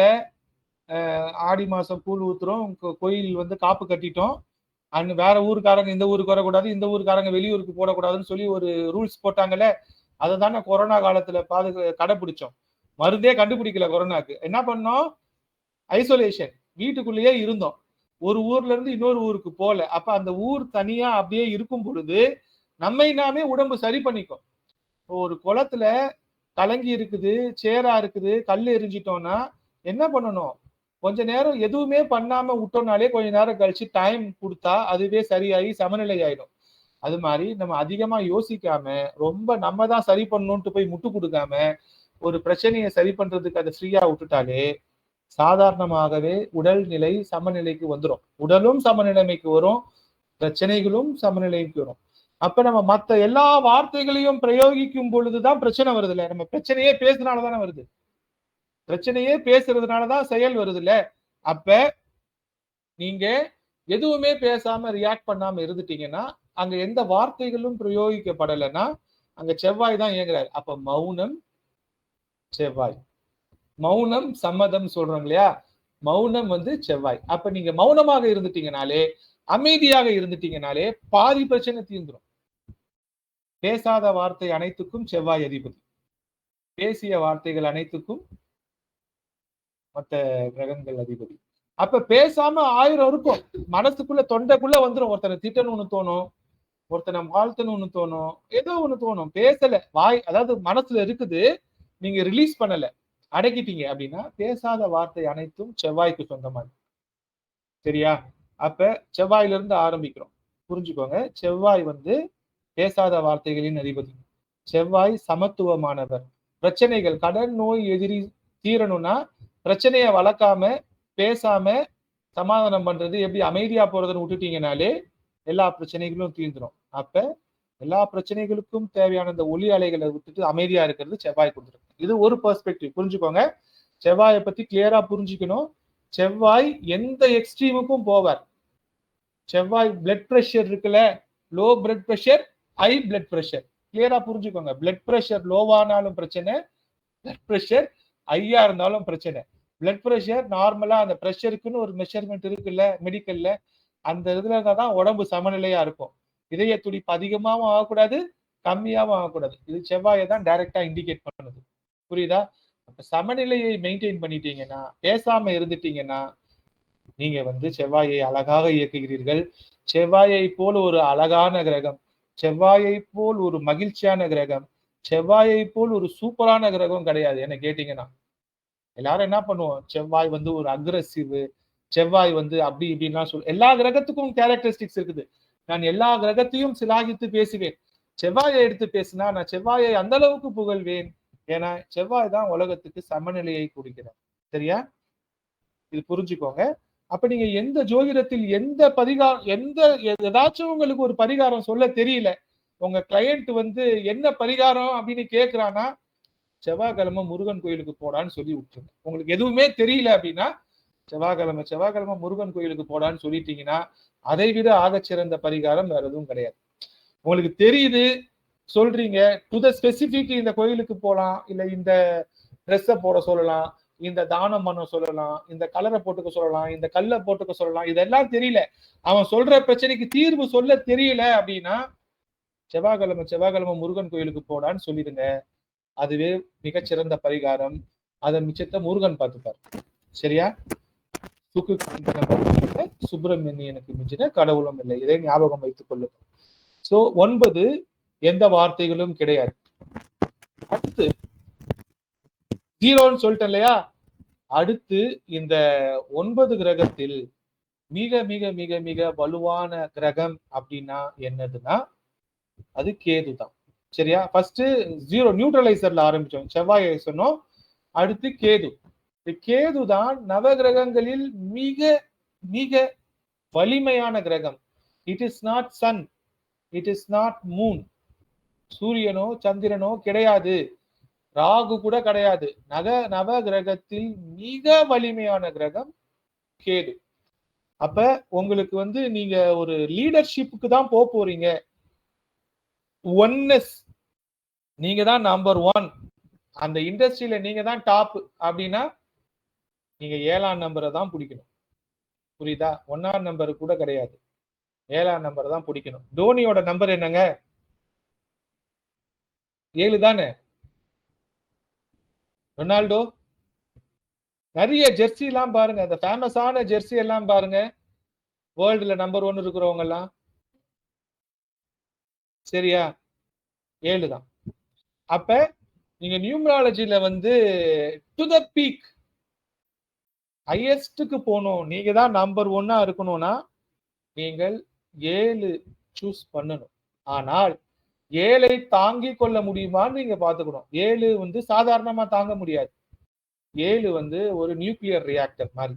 சரியா?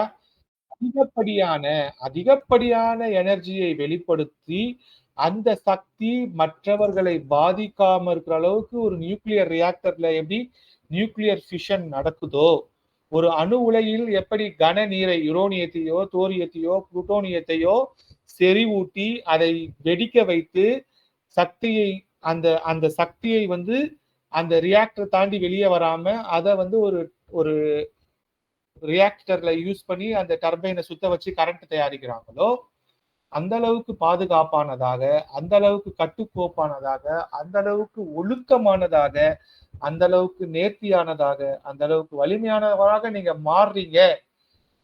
You are discipline. எவ்வளவு அடிச்சாலும் தாங்குவாண்டா அப்படின்னு இந்த வடிவேடு சொல்ற மாதிரி, எவ்வளவு அடிச்சாலும் தாங்குவாண்டா, வெரி டிசிப்ளின், நிலைகுலைய மாட்டான் அப்படின்ற ஒரு கெப்பாசிட்டி உங்களுக்கு இருந்துச்சுன்னா 7 நீங்க படிக்கலாம். You will be the number 1. சரியா? 7 நவ கிரகங்களில் மிக வலிமையான கிரகம். அந்த எண்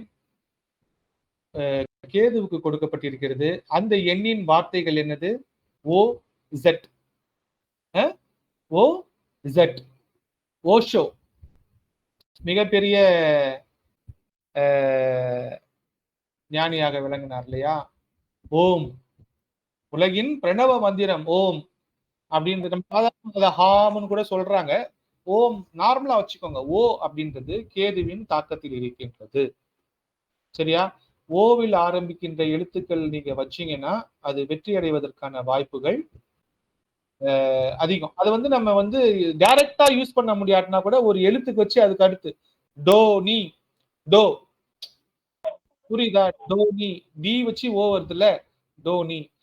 டீன்றது ராகு. சரியா? நம்ம ஒரு வார்த்தைகளையும் நம்ம படிப்போம். அப்ப ராகு அப்படி அந்த மாதிரி வரும், அதுக்கு சூட்சமங்கள் இருக்கு. அப்ப அந்த ஓ அப்படின்றது ஒரு ஓங்காரத்தின் ஒளி. சரியா?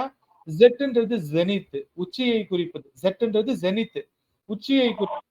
அப்ப உச்சி, பீக், நம்பர் 1 இந்த ஒன்னஸ் இதை வைத்து குறிக்கின்ற இந்த OZ என்ற உங்களுக்கு அந்த ஒலி அலைகள் ஓ ஓ அந்த ஓ அப்படின்ற அந்த வந்தாலே வந்து அது வந்து கேதுவை குறிப்பதாக வந்துவிடும். சரியா? OZ. இது வந்து ஃபர்ஸ்ட் புரிஞ்சுக்கோங்க. நவகிரகங்களில் வலிமையான கிரகம் கேது. அந்த கேதுவின் ஆதிக்க எண் 7. இந்த எண்ணை வந்து நீங்க பயன்படுத்தணும்னா நீங்க வந்து மிக அதிகமான டிசிப்ளின்டா இருக்கிறதுக்கும், மிக அதிகமான அடிகளை தாங்குவதற்கும், வலிகளை தாங்குவதற்கும், குறுகிய பாதையில செல்வதற்கு தயாராக இருக்கிறதுக்கும், அதாவது ரொம்ப ஷாருக் கான்லாம் வந்து இன்னைக்கு வந்து 200 கோடி சம்பளம் வாங்கினாலும் ஒரு நாளைக்கு ஒரு வேளை தான் சாப்பிடுறாராம். பிரபுதேவாலாம் அவ்வளவு பெரிய உயரத்துல டான்ஸரா இருக்கிறதுனா கிட்டத்தட்ட 20-30 வருஷமா ஒரு வேளை சாப்பிட்டுட்டு தான் இருக்கிறாங்களாம். சாப்பாட்டை குறைக்கிறாங்க, வாயை கட்டுறாங்க. ஆசைகளை குறைத்து அவர்களின் கடமைகளுக்காக அவங்க வந்து உழைக்கிறாங்க. நம்ம வந்து வெளியில இருந்து பாக்குறோம். சரியா? வெளியில இருந்து நம்ம அவங்க நல்லா இருக்கிறாங்கன்னு நினைக்கிறோம்.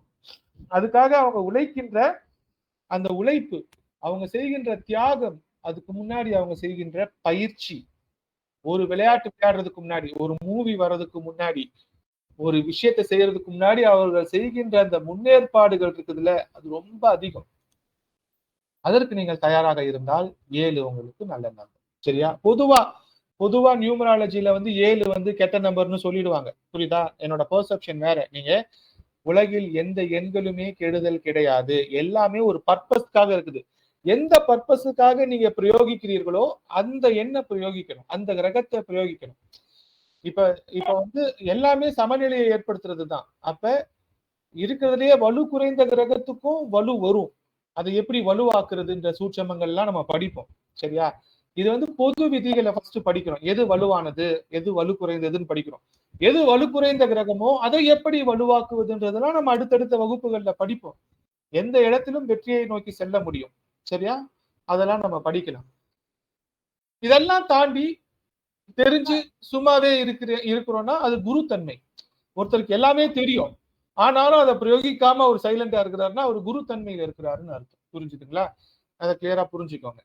இப்ப வந்து அடுத்து நவகிரகங்களில் அதிகமான கிரகம் கேது சொன்னோம் இல்லையா? அது மாதிரி அடுத்த வலிமையான கிரகம் ராகு. சோ 9 கிரகங்கள்ல ஃபர்ஸ்ட் கேது, அதுக்கடுத்து ராகு. ராகு வந்து மாயைகளின் அரசன். ராகு வந்து மாயைகளின் அரசன். இந்த மாயை அப்படின்றது ஒரு டேர்மு, பிக் பெருசு அப்படின்றது இன்னொரு டேர்ம். அகன்ற பாத்திரம் வந்து ராகு, குறுகிய முனை வந்து கேது. ஞாபகம் வச்சுக்கோங்க. அகன்ற பாத்திரம் ராகு, குறுகிய முனை வந்து கேது.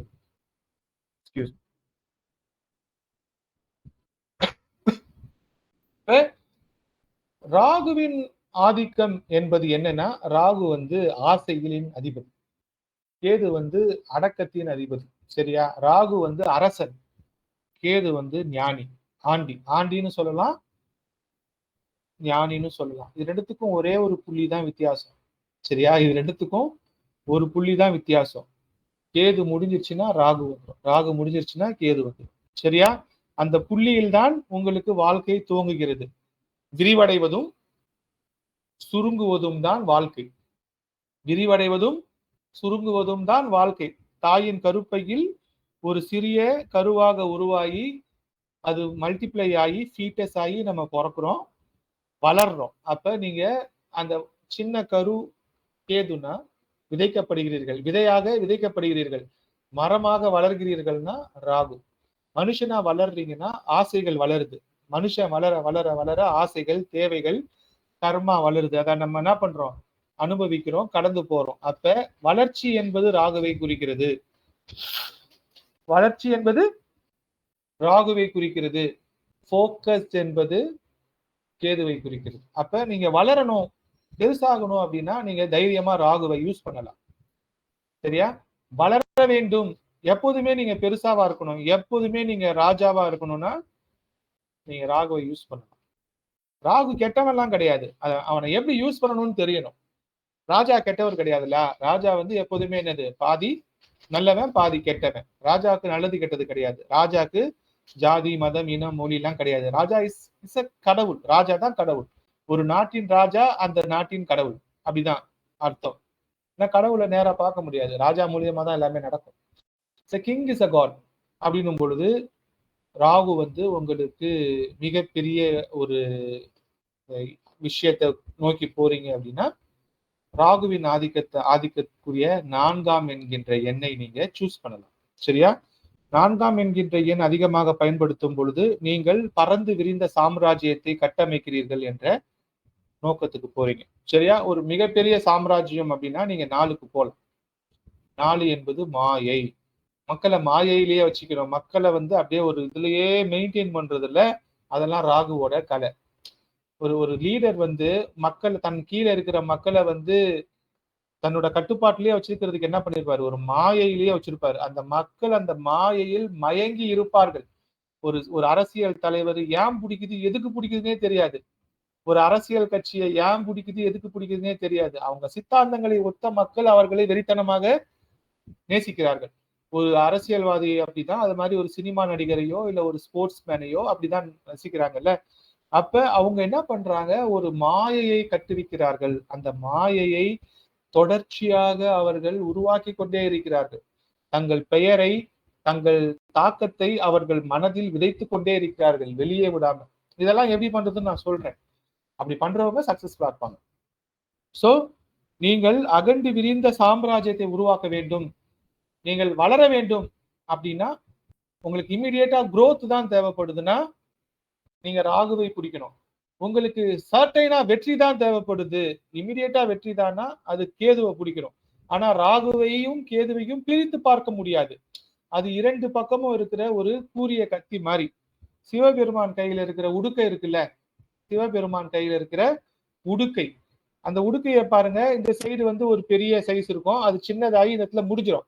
திருப்பி இந்த சைடு பெருசாகுதுல்ல, அந்த நடுவுல இருக்கிற அந்த சூலாயுதத்துல இருக்கிற அந்த உடுக்கை நடுவுல ராகுவில் ஆரம்பித்து கேதுவில் முடிந்து, அந்த கேதுவில் ஆரம்பித்து திருப்பி ராகுல போதா? என் கை பாருங்க, உடுக்க மாதிரி இருக்குதா? இங்க ஆரம்பிச்சு கேதுக்கு வந்து திருப்பி இப்படி போகுதுல்ல.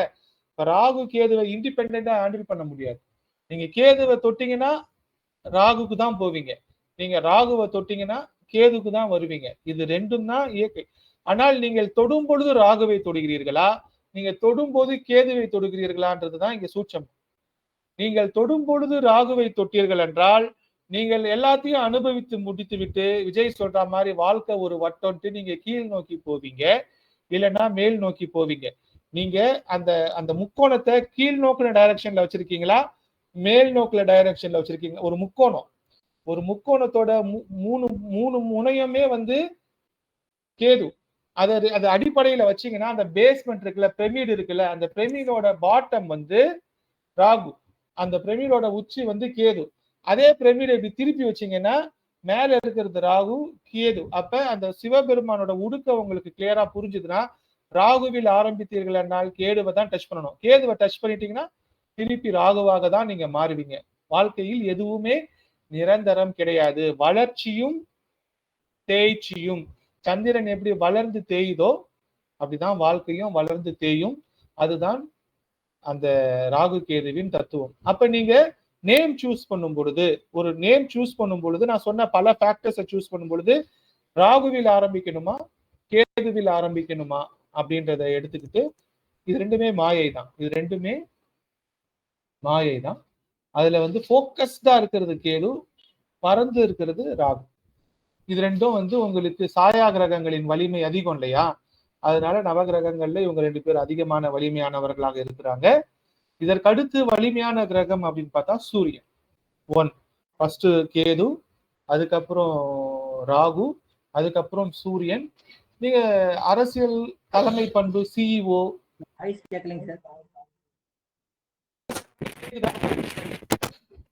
மத்தவங்களுக்கு எல்லாம் கேக்குதா?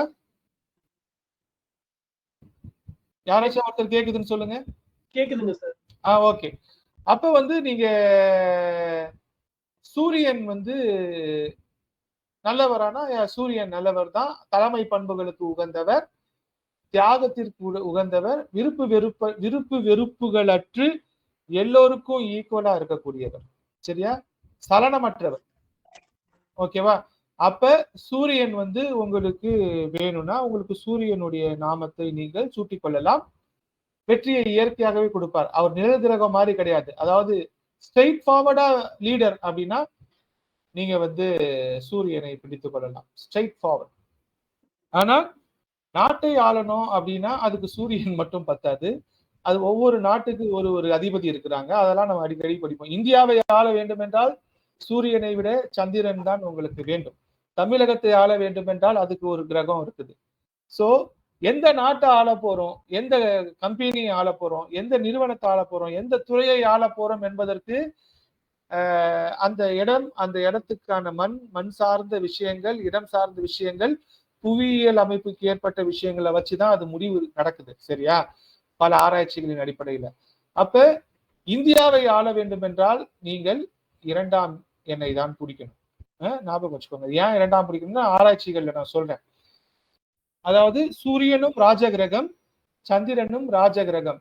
சூரியனுக்கு அடுத்து இருக்கின்ற 2ஆம் எண் இருக்கு இல்லையா? அந்த 2ஆம் எண் வந்து வலிமையான எண். அது வந்து மனோகாரகனான சந்திரனை குறிக்கிறது. மன வலிமை, மனோகாரகன், மனதின் வலிமையால் வெற்றி கொள்ளக்கூடிய இந்த 2ஆம் எண் வந்து இந்தியாவை ஆள்கிறது. இந்தியாவோட நம்பர்னா நான் 2ஆ தான் சொல்லுவேன். சரியா? இந்தியாவின் எண் வந்து 2ன்னு தான் நான் சொல்லுவேன். மகாத்மா காந்தி வந்து 2ஆம் தேதி தான் பிறந்தார். கரெக்டா? ஒரு சாதாரண வயதான மனிதர் 2ஆம் தேதி அக்டோபர் 2ல பிறந்து 2ஆம் எண்ணின் ஆதிக்கத்தில் ஒரு தேசத்தை அகிம்சையில் நடத்தினார். கரெக்டா? உண்ணாவிரதம் இருந்தே தேச விடுதலைக்கு போராடினார். இந்த நாடு வந்து ராமரின் நாமத்தால் உச்சரிக்கப்பட்ட நாடுல ராமர் வந்து கடக லக்னத்துல பிறந்தாருன்னு எல்லாரும் சொல்றோம் இல்லையா? கடகம் என்பது சந்திரனின் ஆதிக்கத்தில் இருக்கிற ராசி. அப்ப வட இந்தியாவை ஆண்ட பல பிரதமர்கள் 2ஆம் எண்ணின் ஆதிக்கத்தில் இருந்திருக்கிறார்கள். இந்தியாவின் பல தலைவர்கள் 2ஆம் எண்ணின் ஆதிக்கத்தில் இருக்கிறார்கள். நீங்கள் நார்த் இந்தியா போயிட்டு தேசத்தை நேஷனல் லெவல் பாலிடிக்ஸ் போகணும், தேசிய அளவில் சாதிக்கணும்னா 2ஆம் நம்பர். இந்தியாவுக்கு நான் சொல்றது இந்தியாவுக்கு. அது மாதிரி ஒவ்வொரு ஸ்டேட்டுக்கு ஒண்ணு இருக்கு. இந்தியாவில் இருக்கிற ஒவ்வொரு ஸ்டேட்டுக்கு லீடர் ஆகணும், ஷைன் ஆகணும்னா ஒவ்வொரு நம்பர் தான் வேலை செய்யுது. சயின்டிபிக்கா, ரிசல்ட் ஓரியன்டா, டேட்டா வச்சு, ஆஸ் பர் டேட்டா. இந்தியாவின் எண் 2. இந்தியாவை ஆள வேண்டும் என்றால் சந்திரனை தான் பிடிக்க வேண்டும். அந்த ஆர்டர் படி கேது, ராகு, சன், சந்திரன். அதுக்கு அடுத்து குரு, அதாவது 3ஆம் எண்ணாகிய குரு வந்து அடுத்த வலிமையான கிரகமாக இருக்கிறார். சரியா? ஒரே நிமிஷம். சாரி, 6 குரு கிடையாது, வீனஸ். 3க்கு அப்புறம் வலிமையான கிரகம் வந்து வீனஸ் தான், அதாவது சுக்கிரன் தான். சரியா? சுக்கிரன் தான் வந்து உங்களுக்கு மிக வலிமையான கிரகம் சந்திரனுக்கு அடுத்து. 6ஆம் நம்பர். 6ஆம் நம்பர் சுக்கிரன் தான் வலிமையான கிரகம். ஏன் அப்படின்றதுக்கு ரீசன் வந்து நீங்க ஜாமக்கோல்லாம் படிச்சிருந்தீங்கன்னா உங்களுக்கு தெரியும். சூரியனுக்கு ஸ்ட்ரெயிட் ஆப்போசிட்ல வந்து சுக்கிரன் தான் இருப்பார். சரியா? ஒரு ராஜாவுக்கு எதிரில் யார் இருப்பா? ஒரு அழகான ராணி இருப்பாங்க. அழகான ராணி, இளமையான ராணி. ராஜா வயசானவனா கூட ராணி இளமையா தான் இருப்பாங்கல்ல. ராஜா நிறைய ராணி வச்சிருந்திருப்பார் அந்த காலத்துல பேசுறேன். சோ ராஜா யாருக்கிட்ட மயங்குவாரு? போர் படைனா 1000 பேரை கூட கொன்றுவாரு, போய் வெட்டி கொன்று விடுவார்.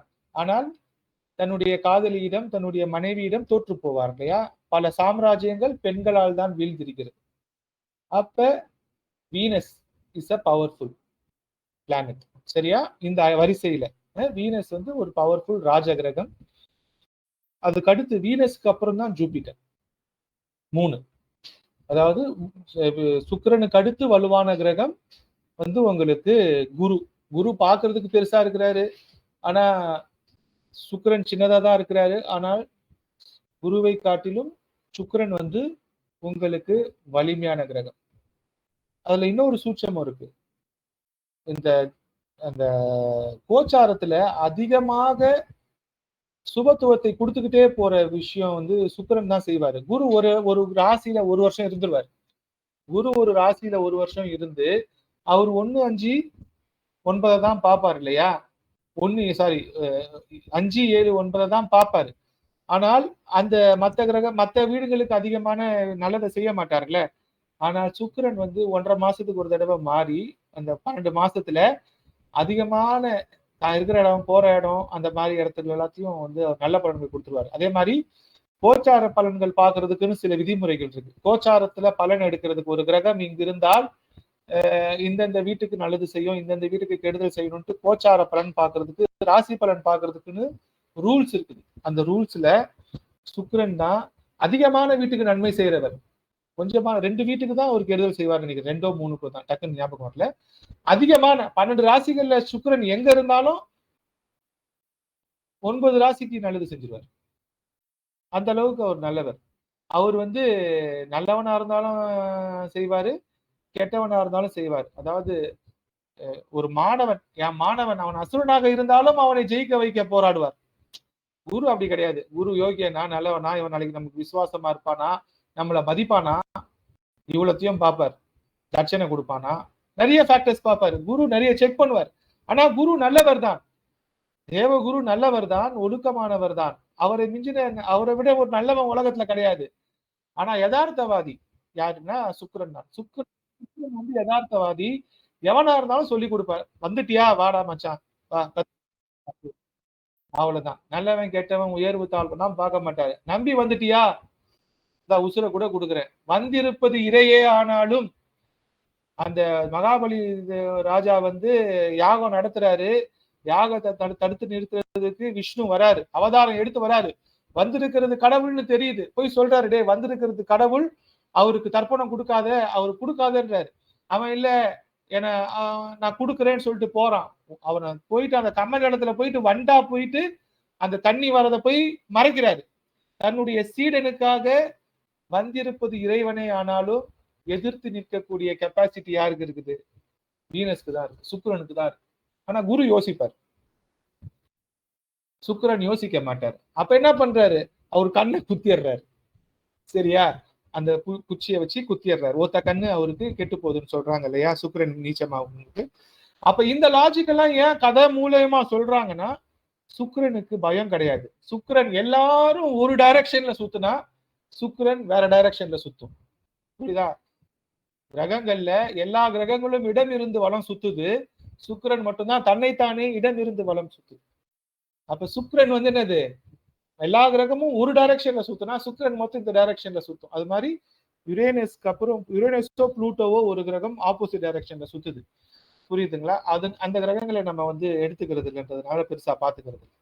அப்ப சுக்கிரன் எல்லா கிரகங்களும் ஒரு திசையில் சுற்றினாலும் வேறு திசையில் சுத்துறது ஒரே கிரகம் வீனஸ் தான். அதுவும் பவர்ஃபுல் தான். அப்ப இந்த வீனஸ் எங்க யூஸ் பண்ணணுமா, அந்த இடத்துல யூஸ் பண்ணணும். ஹனி ட்ராப் அந்த மாதிரி, அதாவது மாயை, ஆசை, இன்பம், உலகியலான மெட்டீரியலிஸ்டிக் விஷயங்கள் எல்லாத்துக்கும் நீங்க சுக்கிரனை பயன்படுத்தலாம். வெற்றி தருவார். எந்த விதமான மக்களிடத்திலும் போய் சேரணும், நல்லது கெட்டதுலாம் பார்க்காம போகணும்னாலும் நீங்க என்ன பண்ணலாம், சுக்கிரனை பயன்படுத்தலாம். இதுக்கு அடுத்து வலுவான கிரகம் வந்து சாட்டர்ன் 8. சரியா? அதாவது குரு பக்கம் வலுவான கிரகம் வந்து சாட்டர்ன். சனி வந்து தனியா பார்த்தா வலு குறைந்தவர், நிறைய பேர் சேர்ந்தா மிக வலிமையானவர். அதாவது ஒரு தனியா ஒரு மனுஷன் போய் ஒரு நியாயம் கேட்டா அவனுடைய நியாயம் ஏற்கப்படாது. 100 பேர் குழுவா போனா, மாபா போனா, கூட்டமா போனா ஒன்னும் செய்ய முடியாது இல்லையா? அப்ப 100 பேர், 1000 பேர், 1,00,000 பேர், சாதாரண ஒரு மனுஷன் லட்சக்கணக்கில் மாறி போகும் பொழுது சனி மிக வலுவானவராக மாறிவிடுகிறார். அவரை எதிர்த்து நிற்பதற்கு செவ்வாயால முடியாது, சூரியனால முடியாது, ராகுவால முடியாது, கேதுவால முடியாது. அப்ப பெருந்திரளான மக்கள் கூட்டம், விவசாயிகள், விவசாயம், ஹியூஜ் கிரவுட், மக்களாட்சி, இது எல்லாமே என்னது, சனி. அப்ப நம்ம மக்கள் பணி செய்ய போறோம், கார்ப்பரேஷன் ரிலேட்டட் ஒர்க், கார்ப்பரேஷன் எலெக்ஷன்ல வின் பண்ணணும், கவுன்சிலர் ஆகணும், மாநகராட்சி மேயர் ஆகணும், முனிசிபாலிட்டி சேர்மன் ஆகணும், வார்டு மெம்பர் ஆகணும் அப்படின்னா நீங்க 1ஐயோ 7ஐயோ எல்லாம் பிடிக்கூடாது. அப்ப 8 தான் பிடிக்கணும். அப்ப எந்த எலெக்ஷனுக்கு எந்த நம்பரை யூஸ் பண்ணணும் அப்படின்ற விஷயங்கள்லாம் இருக்கு. சரியா? அப்ப மக்கள் சேவை டைரக்டா மக்கள் பணி செய்ய போறோம். கார்ப்பரேஷன் ரிலேட்டட் தண்ணி, அந்த மாதிரி சாக்கடை, இந்த மாதிரி டிரைனேஜ், ரோடு, இந்த மாதிரி மக்கள் பணிகள்லாம் செய்ய போறீங்கன்னா அதுக்கான நம்பரை நீங்க சூஸ், அதுதான் உங்க லிமிட். அதை தாண்டி நான் போல, அந்த லிமிட்ல நான் சக்சஸ்ஃபுல்லா இருந்துக்கிறேன்னா 8 தான் நீங்க சூஸ் பண்ணணும். புரிஞ்சுதா? இதை தவிர 8ல நிறைய ரகசியங்கள் இருக்கிறது. ஒவ்வொரு எண்ணில் இருக்குது. நம்ம அதெல்லாம் படிப்போம். நம்ம ஃபர்ஸ்ட் டே கிளாஸ்ன்றதுனால நான் இன்ட்ரடக்ஷன் மாதிரி கொடுக்குறேன். அதுக்கு அடுத்து நமக்கு வந்து வலுவான கிரகம் மார்ஸ், செவ்வாய். சரியா? கடைசியா கிரகங்களிலேயே வலு குறைந்த கிரகம் என்னது? புதன். சரியா? கிரகங்களிலேயே வலு குறைந்த கிரகம் புதன் 5.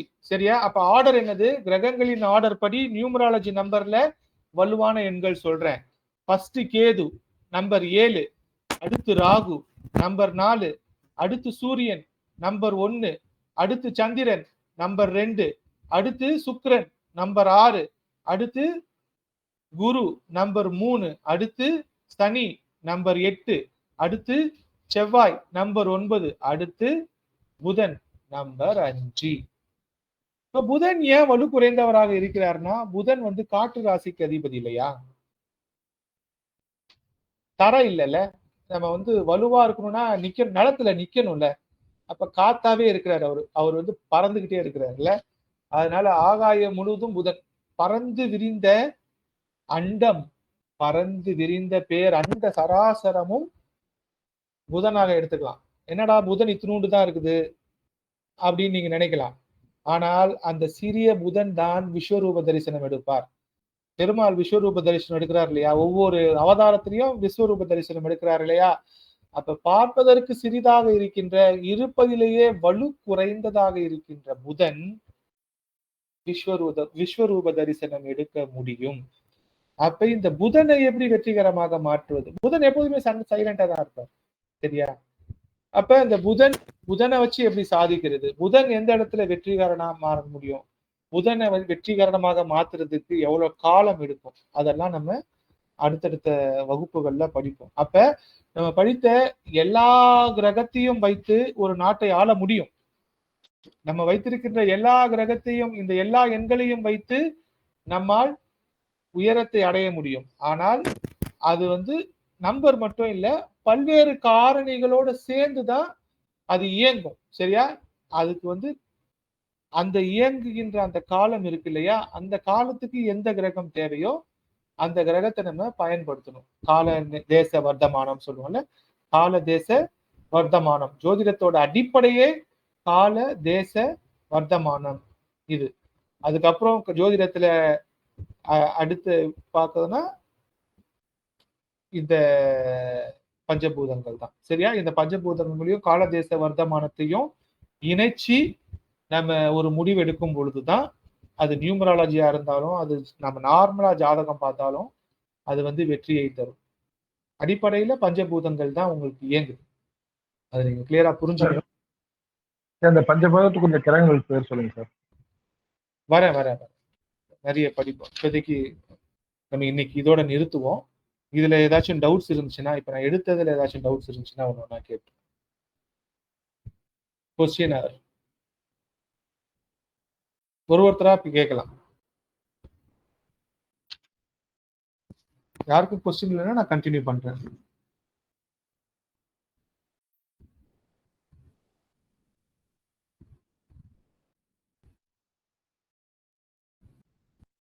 ஓகே, யாருக்கும் கொஸ்டின் இருக்கிறதுனால நான் திருப்பி கண்டினியூ பண்றேன். இப்போ வந்து நிறைய பெயர்கள் வச்சுக்கலாம் இல்லையா? ஃபார் எக்ஸாம்பிள், என் பேர் வந்து, என்னுடைய இயற்பெயர் வந்து ஆரோக்கிய பாக்கியநாதன். ஆரோக்கிய பாக்கியநாதன். இப்போ வந்து நான் நிறைய கம்பெனில வேலை பார்த்துருக்கிறேன். எனக்கு இப்போ 47 வயசாகுது. நான் கிட்டத்தட்ட ஒரு 10-15 கம்பெனில வேலை பார்த்துருக்கிறேன். பல்வேறு குரூப்ஸ்ல இருக்கும் பொழுது, ஒவ்வொரு குழுவில் இருக்கும் பொழுதோ, ஒரு நிறுவனத்தில் இருக்கும் பொழுதோ, ஒரு இயக்கத்தில் இருக்கும் பொழுதோ, எங்க இருக்கும் பொழுதும் எனக்கு வெவ்வேறு பெயர்களால் நான் அழைக்கப்பட்டிருக்கிறேன். ஒரு கம்பெனில ஒர்க் பண்ணும்போது ஆரோக்கியான்னு கூப்பிடுவாங்க, ஒரு கம்பெனில இருக்கும்போது பாக்கியம்னு கூப்பிடுவாங்க, ஒரு கம்பெனில இருக்கும்போது நாதன் கூப்பிடுவாங்க, ஒரு கம்பெனில இருக்கும்போது ஆரோக்கிய பாக்கியநாதனை சேர்த்து ஏபிஎன் கூப்பிடுவாங்க. அப்ப ஒரே மனிதன் ஒரு குறிப்பிட்ட 2-3 வருஷம் ஒரு குறிப்பிட்ட பெயரால் அழைக்கப்பட்டிருக்கிறேன். அப்ப ஒவ்வொரு இடத்துல அழைக்கப்படும் பொழுதும், ஒவ்வொரு பேர்ல அழைக்கப்படும் போதும், நான் ஒவ்வொரு தனித்துவமான விஷயங்களை செஞ்சிருக்கிறேன். அதை நான் வாழ்க்கையில் உணர்ந்திருக்கிறேன். அது மாதிரி நம்ம லைஃப்ல வந்து நிறைய பேரு வச்சு அழைக்கப்படுறது வந்து நிறைய ஆப்ஷன்ஸை கையில வச்சிருக்கிற மாதிரி, நிறைய திறமைகளை, நிறைய நிறைய வீடு வச்சு வாடகைக்கு வர மாதிரி, நிறைய ஸ்கில்ஸை வச்சு இருக்கிற மாதிரி. அப்ப நீங்க ஒன்றுக்கும் மேற்பட்ட பெயர்களால் அழைக்கப்படும் பொழுது நீங்க வந்து ஒண்ணு இல்லைன்னா இன்னொன்னு, இன்னொன்னு இல்லைன்னா இன்னொன்னு, அந்த மாதிரி ஸ்கோப்ல நீங்க போவீங்க. சில பேரெல்லாம் ஒரே பேர்லயே தான் அழைக்கப்படுவாங்க.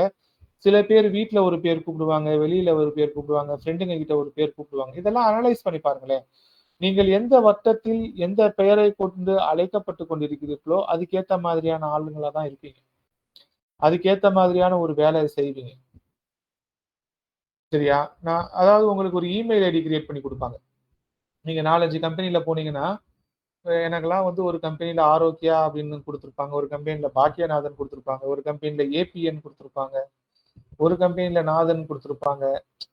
உங்க இமெயில் ஐடி கூட வந்து உங்களுக்கு வந்து அதிகமா நீங்க யூஸ் பண்ண ஆரம்பிக்கும் பொழுது உங்களுக்கு இந்த வேறு ஒரு வாழ்க்கையை கட்டமைக்கும். அப்ப நீங்க வந்து நியூமராலஜியை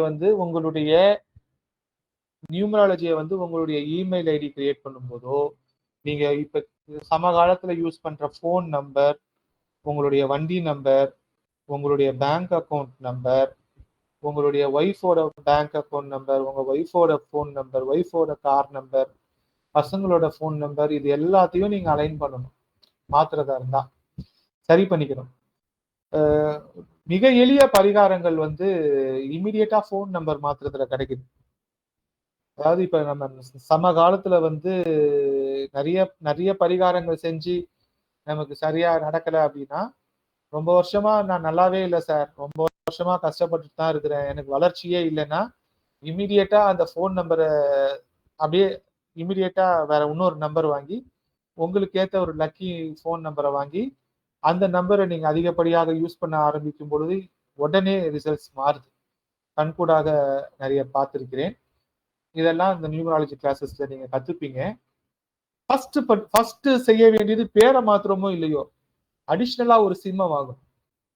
நம்ம நியூமராலஜில நம்ம செய்ய வேண்டிய முதல் நம்பரு அடிஷ்னலா, நம்ம ரொம்ப நாளா கஷ்டப்படுறோம், நமக்கு ஒரு சேஞ்சே இல்லை அப்படின்னா முதலில் மாற்ற வேண்டியது போன் நம்பர்.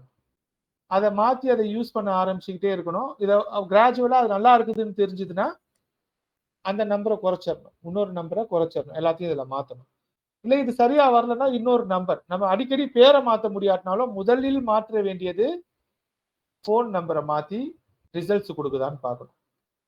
போன் நம்பர் கொடுத்து ரிசல்ட்ஸ் வருது அப்படின்னா அந்த போன் நம்பர், நம்ம எந்த நம்பருக்குள்ள நமக்கு ரிசல்ட்ஸ் வருதோ அந்த அலைவரிசையில பேங்க் நம்பரு, பாஸ்புக் நம்பரு, வீட்டு number, bike number, car number, இது எல்லாத்தையும் மாத்திக்கணும். சரியா? இப்ப நீங்க ஒரு வீடு மாறுறீங்க, ஒரு வாடகை வீட்டுல இருக்கிறீங்க, இன்னொரு வீட்டுக்கு மாறுறீங்கன்னா அந்த அட்ரஸ் மாறுது இல்ல? அப்படி மாறும் பொழுது அந்த இடத்துல வந்து உங்களுக்கு ஒரு புது எனர்ஜி உள்ள வந்துடுறீங்க நீங்க. ஸோ வீடு மாறுறது, பேரு மாறுறது, நாடு மாறுறது, வீட்டுல வாஸ்து மாறுறது, இது எல்லாமே நல்ல நேரமோ கெட்ட நேரமோ வரும்போது தானாகவே நடக்கும். அதை யாராலையும் தடுக்க முடியாது. சரியா? இப்ப நீங்க இந்த நியூமராலஜி கிளாஸ் வந்திருக்கிறீங்க, நீங்க ஒரு மாற்றத்தை நோக்கி போறீங்கன்னா உங்களுக்கு ஏதோ ஒரு மாற்றம் இருக்குது. இப்ப 100% யூ ஆர் இன்டு ஒரு மாற்றம். இப்ப நீங்க ஆல்ரெடி வயசாயிட்டீங்க, நீங்க ஆல்ரெடி வாழ்ந்து முடிச்சிட்டீங்க, யூ ஆர் இன்டு 70s, இனிமேல் என்னடா எனக்கு வாழ்க்கைனா இதை கத்துக்கிட்டு நீங்க வேற ஒருத்தருக்கு ஏதோ ஒரு மாற்றத்தை கொடுக்க போறீங்க. இதை கத்துக்கிட்டு நீங்க இன்னொருத்தருக்கு ஒரு சேஞ்ச் ஓவரை பண்றதுக்கான டூலா இருக்க போறீங்க. யூ வில் பிகம் எ குரு. சரியா? ஆக மொத்தம் ஒரு மாற்றத்தை கொடுப்பதற்காக தான் இந்த நியூமராலஜி நீங்க கத்துப்பீங்க. இதுல நீங்க சக்சஸ் ஆவீங்க. நீங்க வாஸ்து கத்துக்கிறதா இருந்தாலும் சரி, நியூமராலஜி கத்துக்கிறதா இருந்தாலும் சரி, நீங்கள் ஒரு வாழ்க்கையை கொடுக்கிறீர்கள், நீங்கள் ஒரு மாற்றத்தை ஏற்படுத்துகிறீர்கள், நீங்கள் ஒரு புது பிறப்பை கொடுக்குறீங்க, நீங்க புதுசா படைக்கிறீங்க. சரியா? இது ஞாபகம் வச்சுக்கோங்க. அதே மாதிரி ஒரு ஊர் இருக்குன்னு வச்சுக்கோங்களேன், அந்த ஊருக்கு ஒரு கோயில் இருக்குன்னு வச்சுக்கோங்க. அந்த கோயில் பெருமாள் கோயிலா இருக்கு, சிவன் கோயிலா இருக்கு, அய்யனார் கோயிலா இருக்கு, இல்ல வேற ஏதோ அந்த அந்த ஊரை சுத்தி ஒரு கிராமமோ இல்ல சிட்டி மாதிரி இருக்கிற இடத்துல ஒரு குறிப்பிட்ட பகுதியில ஒரு கோயில் இருக்குதுன்னா, அந்த கோயிலை ஒட்டிய ஆதிக்கம் பெற்ற மக்கள் தான் அதிகமா வசிச்சுட்டு இருப்பாங்க மேக்ஸிமம். புரிஞ்சுக்கோங்க. ஒரு கோயில் இருக்குதுன்னா, அந்த கோயில்ல ஒரு தெய்வம் இருக்கிறது என்றால், அந்த தெய்வத்துக்கு விழா எடுக்கக்கூடிய பக்தர்கள் தான் அந்த கோயிலை சுத்தி இருப்பாங்க. ஒரு கோயிலை உருவாக்குவது பக்தர்கள் தான். சரியா? ஒரு கோயில் இருக்குதுன்னா, ஒரு தெய்வத்தை வழிபடுவது ஒரு பக்தர்கள் தான். அந்த பக்தர்கள் அதிகமாக இருந்தா தான் அந்த இடத்துல ஒரு தலைவன் வருவாரு. ஒரு தெய்வம் வரும். ஓகேவா? அது மாரி நீங்க இருக்கின்ற ஒவ்வொரு தெருவும் ஒரு நியூமராலஜிக்கல் நம்பர்ல தான் இருக்கும். அந்த தெருவுக்கு டைரக்ட்டா நியூமராலஜிக்கல் நம்பர்லயே 19வது தெரு, 7வது தெரு, 8வது தெரு, 8த் ஸ்ட்ரீட், 9த் ஸ்ட்ரீட், 10த் ஸ்ட்ரீட் இருந்துச்சுன்னா, டைரக்ட்டாவே அது அந்த நியூமராலஜில நீங்க சிங்க் பண்ணிறலாம். அந்த கிரகத்தின் ஆதிக்கத்துல தான் இருக்கும். இல்ல அது வந்து நேரு தெரு, காந்தி தெரு, வேற ஏதோ வெங்கடாஜலம் தெரு, ராமசாமி தெரு, இந்த மாதிரி வேறு ஒரு பெயர்களில் ஒரு தெரு இருந்தாலும், அந்த தெருவின் அந்த எண்களை கூட்டி வருகின்ற அந்த பெயர்களின் அடிப்படையில் அந்த தெருவுல அந்த எனர்ஜி இருக்கும். அப்ப ஒரு ஒரு தெரு அந்த தெருவில் இருக்கின்ற தெருவின் பெயர் அந்த அந்த அந்த தெருவுல இருக்கிற எல்லாரையும் ஒரு ஒரு எப்படி வந்து ஒரு நூல்ல வந்து முல்லையாக எடுத்து மலர் தொடுத்தால் முல்லை மலர் அது மல்லியாக எடுத்தீங்கன்னா மல்லி மல்லி இல்லையா அந்த இது அது மாதிரி ஜாதி மல்லி, கனகாம்பரம், டிசம்பர் பூ, இந்த மாதிரி வெவ்வேறு பூக்களை எடுத்து ஒரு நூலில் எடுத்து நீங்க கோர்த்து கட்டுறீங்க இல்லையா, மாலையாக கோர்க்குறீங்கல்ல, அது மாதிரி ஒரு தெரு பொதுவாக ஒரே சார்ந்த விஷயங்களை சேர்ந்த மக்களை தான் சேர்த்து இருக்கும். அது இப்ப நகரமயமாக்குதல்ல கொஞ்சம் மாறினா கூட இன்டர்னலா அடிநாதம் அப்படிதான் இருக்கும். நீங்க அந்த காலத்துல போனீங்கன்னா ஒரு தெரு ஃபுல்லா ஒரு குறிப்பிட்ட இனத்தவர் தான் இருப்பாங்க. இல்ல ஒரு குறிப்பிட்ட வியாபாரிகள் தான் இருப்பாங்க. நீங்க பாரிஸ்ல போனீங்கன்னா அங்கப்ப நாயக்கன் தெருன்னா அது ஃபுல்லா ஒரு ட்ரேட் தான் இருக்கும். சரியா? கோவிந்தப்ப நாயக்கன் ஸ்ட்ரீட்னா அதுல ஃபுல்லா ஒரே ஒரு ட்ரேடு தான் அதிகமா இருக்கும். அது மாதிரி பாரிஸ் கார்னர் இருக்கிற ஒவ்வொரு ஸ்ட்ரீட்லயும் நீங்க போனீங்கன்னா அந்த குறிப்பிட்ட ஒண்ணு வந்து புதனின் ஆதிக்கத்துல இருக்கிற மெட்டீரியல்ஸா இருக்கும், ஒண்ணு வந்து குருவின் ஆதிக்கத்துல இருக்கிறதா இருக்கும், ஒண்ணு வந்து சூரியனின் ஆதிக்கத்துல இருக்கும், ஒண்ணு கெமிக்கல் கேதுவோட ஆதிக்கத்துல இருக்கும். அந்த மாதிரி தங்க கடையா இருக்குதுன்னா என்னது, குருவின் ஆதிக்கத்துல இருக்குதுன்னு அர்த்தம். சரியா? ஒரு ஒரு ஒரு ஒரு திடீர்னு ஒரு ஒரு ஒரு நகரம் இருக்கும், ஒரு ஊர் இருக்கும், அதுல நீங்க போய் பாத்தீங்கன்னா 13வது தெரு போய் பாருங்க, அந்த தெரு பெருசா தான் இருக்கும். அந்த தெருல நிறைய கடைங்க தான் இருக்கும் கூடுமான வரைக்கும். ஏன்னா 1 3 கூட்டினா 4 வருது. சூரியன் ஆல்ரெடி ஒரு பெரிய கிரகம், குரு ஆல்ரெடி ஒரு பெரிய கிரகம், சூரியனையும் குருவையும் கூட்டி வருகின்ற ராகு பிரம்மாண்டமா தான் இருப்பார். நீங்க நார்மலா 13ஆம் நம்பரை வந்து அன்லக்கி நம்பர்ன்றாங்க, 13ஆம் நம்பர் வீடு அப்படின்னு சொல்லிட்டு இல்லையா சினிமாக்கள். ஆக்சுவலி அது அந்த மாதிரி 13வது தெருலாம் ரொம்ப பெரிய தெருவா தான் இருக்கும், ஒரு ஒரு கடை வீதியாகத்தான் இருக்கும். அப்ப நீங்க இந்த வகுப்பு நடந்து கொண்டிருக்கும் பொழுது நீங்கள் செய்ய வேண்டியது என்ன, உங்களை கவனிக்கணும், உங்கள் வீட்டை கவனிக்கணும், உங்கள் தெருவை கவனிக்கணும், பக்கத்து தெருக்களை கவனிக்கணும், நாட்டை கவனிக்கணும், மாநிலத்தை கவனிக்கணும். இது எல்லாத்தையும் நம்ம பார்த்து தான் இதை புரிஞ்சுக்க போறோம் நியூமராலஜியை. நம்ம முழுக்க முழுக்க முழுக்க இந்த பெயர்கள் எப்படி தனி மனிதனுக்கு, ஒரு தெருவுக்கு, ஒரு வீட்டுக்கு, ஒரு நாட்டுக்கு வேலை செய்யுதுன்றதை தான் பார்க்க போறோம். சரியா? அப்ப நீங்க இன்னைக்கு நைட்டு நாளைக்கு வர்றதுக்கு முன்னாடி உங்களுக்கு எக்ஸசைஸ் என்னன்னா, உங்க தெரு என்ன ஆதிக்கத்தில் இருக்கிறது. நீங்க ஒரு கிராமத்துல இருக்கீங்க, இல்ல ஒரு டவுன்ல இருக்கீங்கன்னா அதுக்கு ஒரு பேர் இருக்கும்ல. இப்ப நான் இருக்கிறது மகாகவி பாரதி நகர், ஷார்ட்டா எம்கேபி நகர்னு சொல்றோம். சில பேர் கண்ணதாசன் நகர்ல இருப்பாங்க, சில பேர் காந்தி நகர்ல இருப்பாங்க, சில பேர் பெசன்ட் நகர்ல இருப்பாங்க. இல்ல ஒரு கிராமத்துக்கு ஒரு பெயர் இருக்கலாம். சரியா?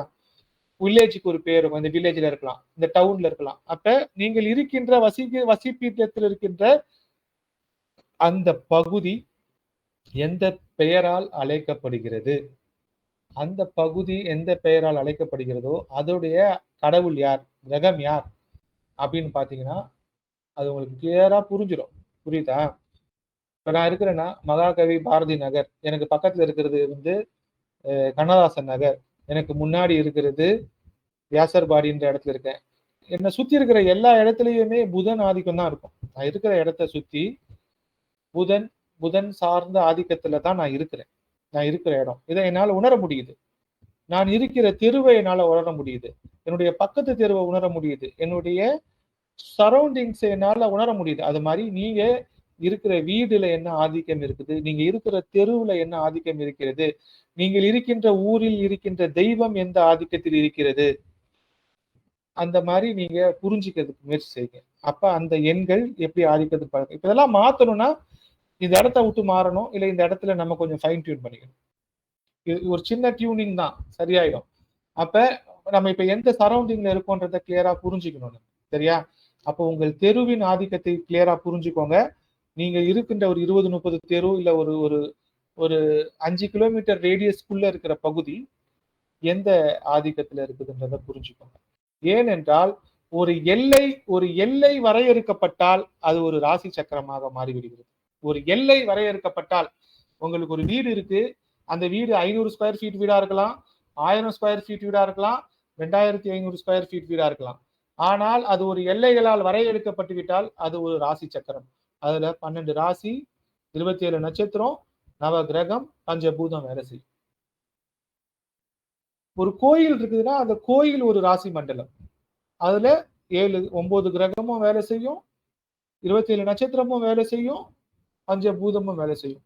ஒரு நகரம் எடுத்துக்கொண்டால் சென்னை முழுசா நகரம் எடுத்துக்கிறீங்க, மதுரை முழுக்க எடுத்துக்கிட்டீங்கன்னா அந்த மதுரை முழுக்கமும் ஒரு வாஸ்துவோட கட்டுப்பாட்டுல வந்துடும்.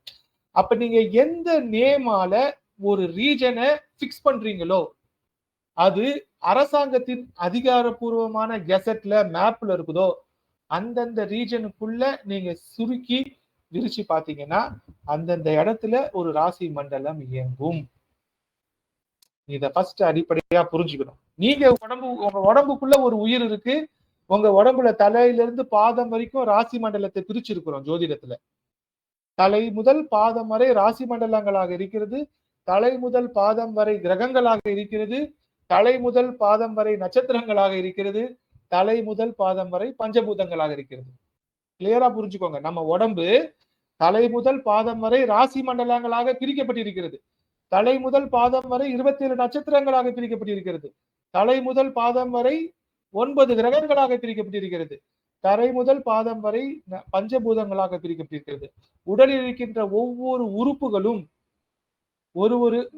இந்த உடம்பை தனியா எடுத்துக்கிட்டீங்க, அந்த உடம்புக்குள்ள இருக்கிற ஒவ்வொரு உறுப்பும் ஒரு பவுண்டரியா ஜூம் பண்ணீங்கன்னா அது வந்து ஒரு யூனிவர்ஸாவே வேலை செய்யும். சரியா?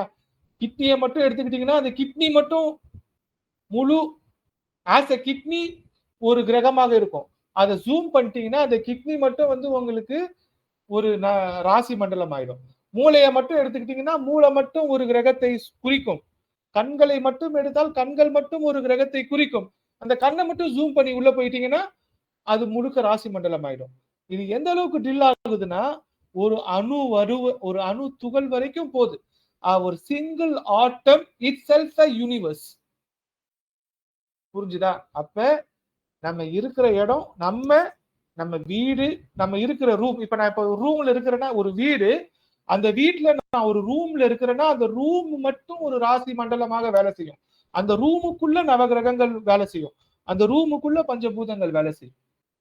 அப்ப இது எப்படி பிரிச்சு பாக்குறதுன்றத நம்ம புரிஞ்சுக்கிட்டோம்னா உலகம் எப்படி இயங்குதுன்னு நமக்கு புரிஞ்சுக்கிட்டே இருக்கும். இதை கொஞ்சம் விஷுவலைஸ் பண்ணிட்டீங்கன்னா உங்களுக்கு புரிஞ்சிடும். நான் எனக்குள் என் ரூமு, என் வீடு, என்னோட ஃபர்ஸ்ட் ஃப்ளோரு, என்னோட செகண்ட் ஃப்ளோரு, என்னோட தேர்ட் ஃப்ளோரு, 13 மாடி வீடு இருக்கு, 15 மாடி வீடு இருக்குது, அபார்ட்மெண்ட் இருக்குதுன்னா ஒவ்வொரு மாடியும் ஒவ்வொரு கிரகத்தின் காரகத்துவத்தில் இருக்கும். அந்த ஒவ்வொரு மாடியில இருக்கிற ஒவ்வொரு வீடும் ஒரு கிரகத்துல இருக்கும். அது ஆட்டோமேட்டிக்கா பிரியும். நீங்க ஒரு எண் கொடுக்கப்பட்டு விட்டால், ஒரு பெயர் கொடுக்கப்பட்டு விட்டால் அது அதுக்கேற்ற மாதிரி மாறிடும். இது வந்து ஒரு வெற்றிடம் இருக்கு, அந்த வெற்றிடத்துல காத்து விட்டா நிறைஞ்சிரும்ல. ஒரு வெற்றிடத்தை வந்து காத்து எப்படி நிறைக்குதோ அது மாதிரி பெயர் மாறும் பொழுது அதுக்கேற்ற மாதிரி நம்ம மாறும், மறுரூபம் ஆகும். எப்படி ஒரு வைரஸ் தானாகவே மாற்றிக்குதோ, தன்னுடைய பேட்டர்னை மாத்திக்குதோ, அது மாதிரி இந்த பிரபஞ்சம் தன்னைத்தானே மாத்திக்கும். ஒரு எல்லைகளுக்குள் ராசி மண்டலம் இயங்குகிறது. அப்ப அந்த எல்லைகளுக்குள் நாம் எப்படி நம்மளை வந்து பெஸ்டா பொசிஷன் பண்ணிக்கிறதுன்றதை நம்ம உணர ஆரம்பித்தால் நிச்சயமாகவே பிரபஞ்சத்தின் ரகசியத்தை நாம் உணர்வோம். பிரபஞ்சத்தின் ரகசியத்தை உணர்ந்து விட்டால் இந்த எண்ணியல் எழுத்தியல் இரண்டுமே நியூமராலஜி தான். எழுத்தோ எண்ணோ ஃபைனலா நம்பர்ஸ்ல தான் கன்வெர்ட் ஆகும்னு சொன்னேன். அந்த நம்பர்ஸ் கிரகங்களை தாக்கும், அந்த கிரகங்கள் ராசிகளில் இயங்கும், அந்த ராசிகள் ஒரு பஞ்சபூதத்தின் வடிவத்தில் கமாண்டை கொடுக்கும், ரிசீவ் பண்ணும். ஸோ இந்த கிளாஸ் இன்னைக்கு போதும்னு நினைக்கிறேன். நாளைக்கு வந்து நம்ம இந்த நியூமராலஜியோட அடுத்த செக்ஷன்ல நம்பர்ஸ்லாம் எப்படி வேலை செய்யுது அடுத்த வகுப்புக்கு போவோம். இன்னைக்கு நான் எடுத்தது உங்களுக்கு சம்திங் யூஸ்ஃபுல்லா இருக்கா, ஏதாச்சும் புதுசா கத்துக்கிட்டீங்களா, ஏதாச்சும் உங்களுடைய ஃபீட்பேக் நான் தெரிஞ்சுக்க ஆசைப்படுறேன். ஏதோ நான் பாட்டுக்கு 1.5 மணி நேரம் பேசினேன், ஏதோ பேசினா என்னதான் பேசினான்னு தெரியலன்ற மாதிரி இருந்துச்சா, இல்லை சம்திங் உங்களுக்கு டச்சிங்லா இருக்குதா, are you receiving something, is it valid, அது மாதிரி ஒரு ஃபீட்பேக் இருந்தா சொல்லுங்க. அதுக்கேற்ற மாதிரி நான் நாளைக்கு ஃபைன் டியூன் பண்ணிட்டு வரேன்.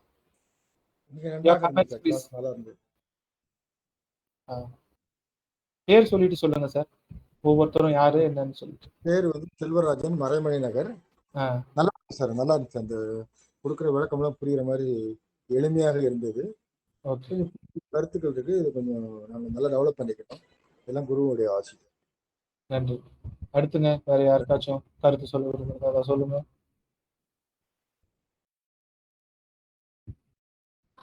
நிறைய பேர் சைலண்டா இருக்கிறத பார்த்தா யாருக்குமே புரியல போல இருக்கு.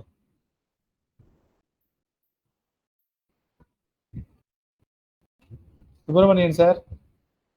வணக்கம் சார். பேசுங்க, யாராச்சும் பேசுங்க. வணக்கம் சார், நான் உஷா பேசுறேன் சார், வேலூர்ல இருந்து. சொல்லுங்க. குரூப் நல்லா எளிமையா இருந்தது சார், எளிமையா இருந்தது சார். இந்த கான்செப்ட், பேசிக் கான்செப்ட் புரிஞ்சுதுங்களா? புரிஞ்சிருச்சுங்க சார். ஓகே. ஏற்கனவே கொஞ்சம் சும்மா புக்ஸ் படிச்சிருக்கேன் சார், நியூமராலஜி புக்கு. கொஞ்சம் புரிஞ்சுக்கிறதுக்கு கொஞ்சம் எளிமையா இருந்தது சார். Okay okay. நாளைக்கு வந்து நம்ம டைரக்டா வந்து நிறைய நேமோட ஆராய்ச்சிகளுக்குள்ள போறோம். ஒரு நூற்றுக்கணக்கான பெயர்கள் ஆராய்ச்சி செய்யப்பட்டு, அந்த பெயர்கள் ஒரு குறிப்பிட்ட தலைப்புல ஆராய்ச்சி செய்யப்பட்டு, அந்த மாதிரி நம்ம வகுப்பை எடுத்துட்டு போறோம். அதுக்கப்புறம் வந்து நம்ம பர்டிகுலரா இதை முடிக்கும் பொழுது உங்களுடைய தனிப்பட்ட ஒவ்வொருத்தருக்கும் இண்டிவிஜுவல் கன்சல்டேஷன் கொடுக்குற மாதிரி இந்த வகுப்பு முடியும்.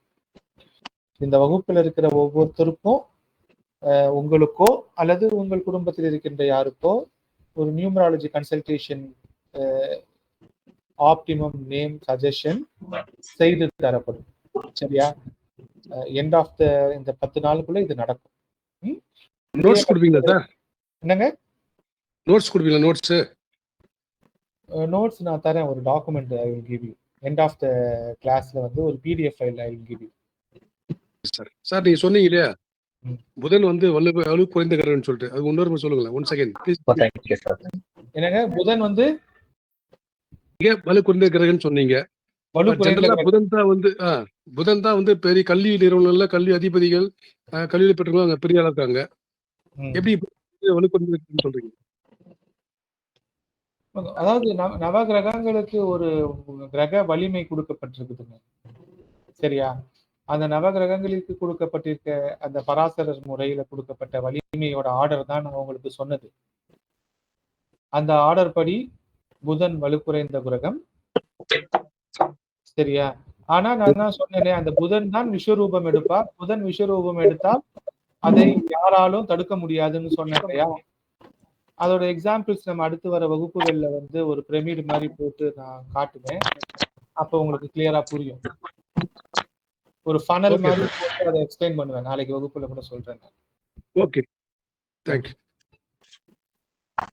அடுத்து சார், இதில் நிறைய ரிசர்ச் பண்ணா நம்ம ஒரு இதுக்கு வருவோம்னு நினைக்கிறேன். இது கண்டிப்பா நல்லா இருக்கும். ஏன்னா நீங்க பேரை கூட ரிசர்ச் பண்ண சொன்னீங்க. கண்டிப்பா திருப்பி கேட்டீங்கன்னா தான் புரியும். இந்த ரெக்கார்டிங் வந்து உங்களுக்கு நான் merlinanalytics.in ஒரு வெப்சைட் இருக்கு. இன்னைக்கு எல்லாருமே கடைசி நேரம் வரைக்கும் சேர்ந்துட்டு இருந்ததுனால நான் அதில் அக்கௌண்ட் கிரியேட் பண்ணல. நாளைக்கு உங்க எல்லாருக்குமே ஒரு Merlin Analyticsன்னு ஒரு தனி வெப்சைட் இருக்கு, தனி ஆப் இருக்கு. அந்த ஆப்ல உங்க எல்லாருக்கும் உங்க போன் நம்பர் கொடுத்து லாகின் பண்ற மாதிரி ஒரு அக்கௌண்ட் கொடுப்பேன். அந்த அக்கௌண்ட்டுக்குள்ள நீங்க போனீங்கன்னா இன்னைக்கு நான் போட்ட கிளாஸ் நாளைக்கு அதுல இருக்கும். அது மாதிரி நான் போடுற எல்லா கிளாஸும், இந்த வகுப்போட எல்லா கிளாஸுமே வந்து அதுல நீங்க லைஃப் லாங் வந்து லாகின் பண்ணி பார்த்துக்கலாம் எப்ப வேணாலும். அதுல நம்ம கொடுக்குற மெட்டீரியல்ஸ் எல்லாம் அதுல இருக்கும். நீங்க அதுக்குள்ள போய் லாகின் பண்ணி பார்த்துக்கலாம். எக்ஸாக்ட் ப்ரெடிக்ஷன்ஸ் எப்படி ஒரு தனி வெப்சைட்டோ அது மாதிரி மெரின் அனாலிட்டிக்ஸ்னு ஒரு வெப்சைட் வச்சிருக்கிறோம். அந்த வெப்சைட்ல நம்ம எடுக்கிற வகுப்புகளின் கண்டென்ட்டை அதுல ஹோஸ்ட் பண்ணி கொடுக்குறோம்.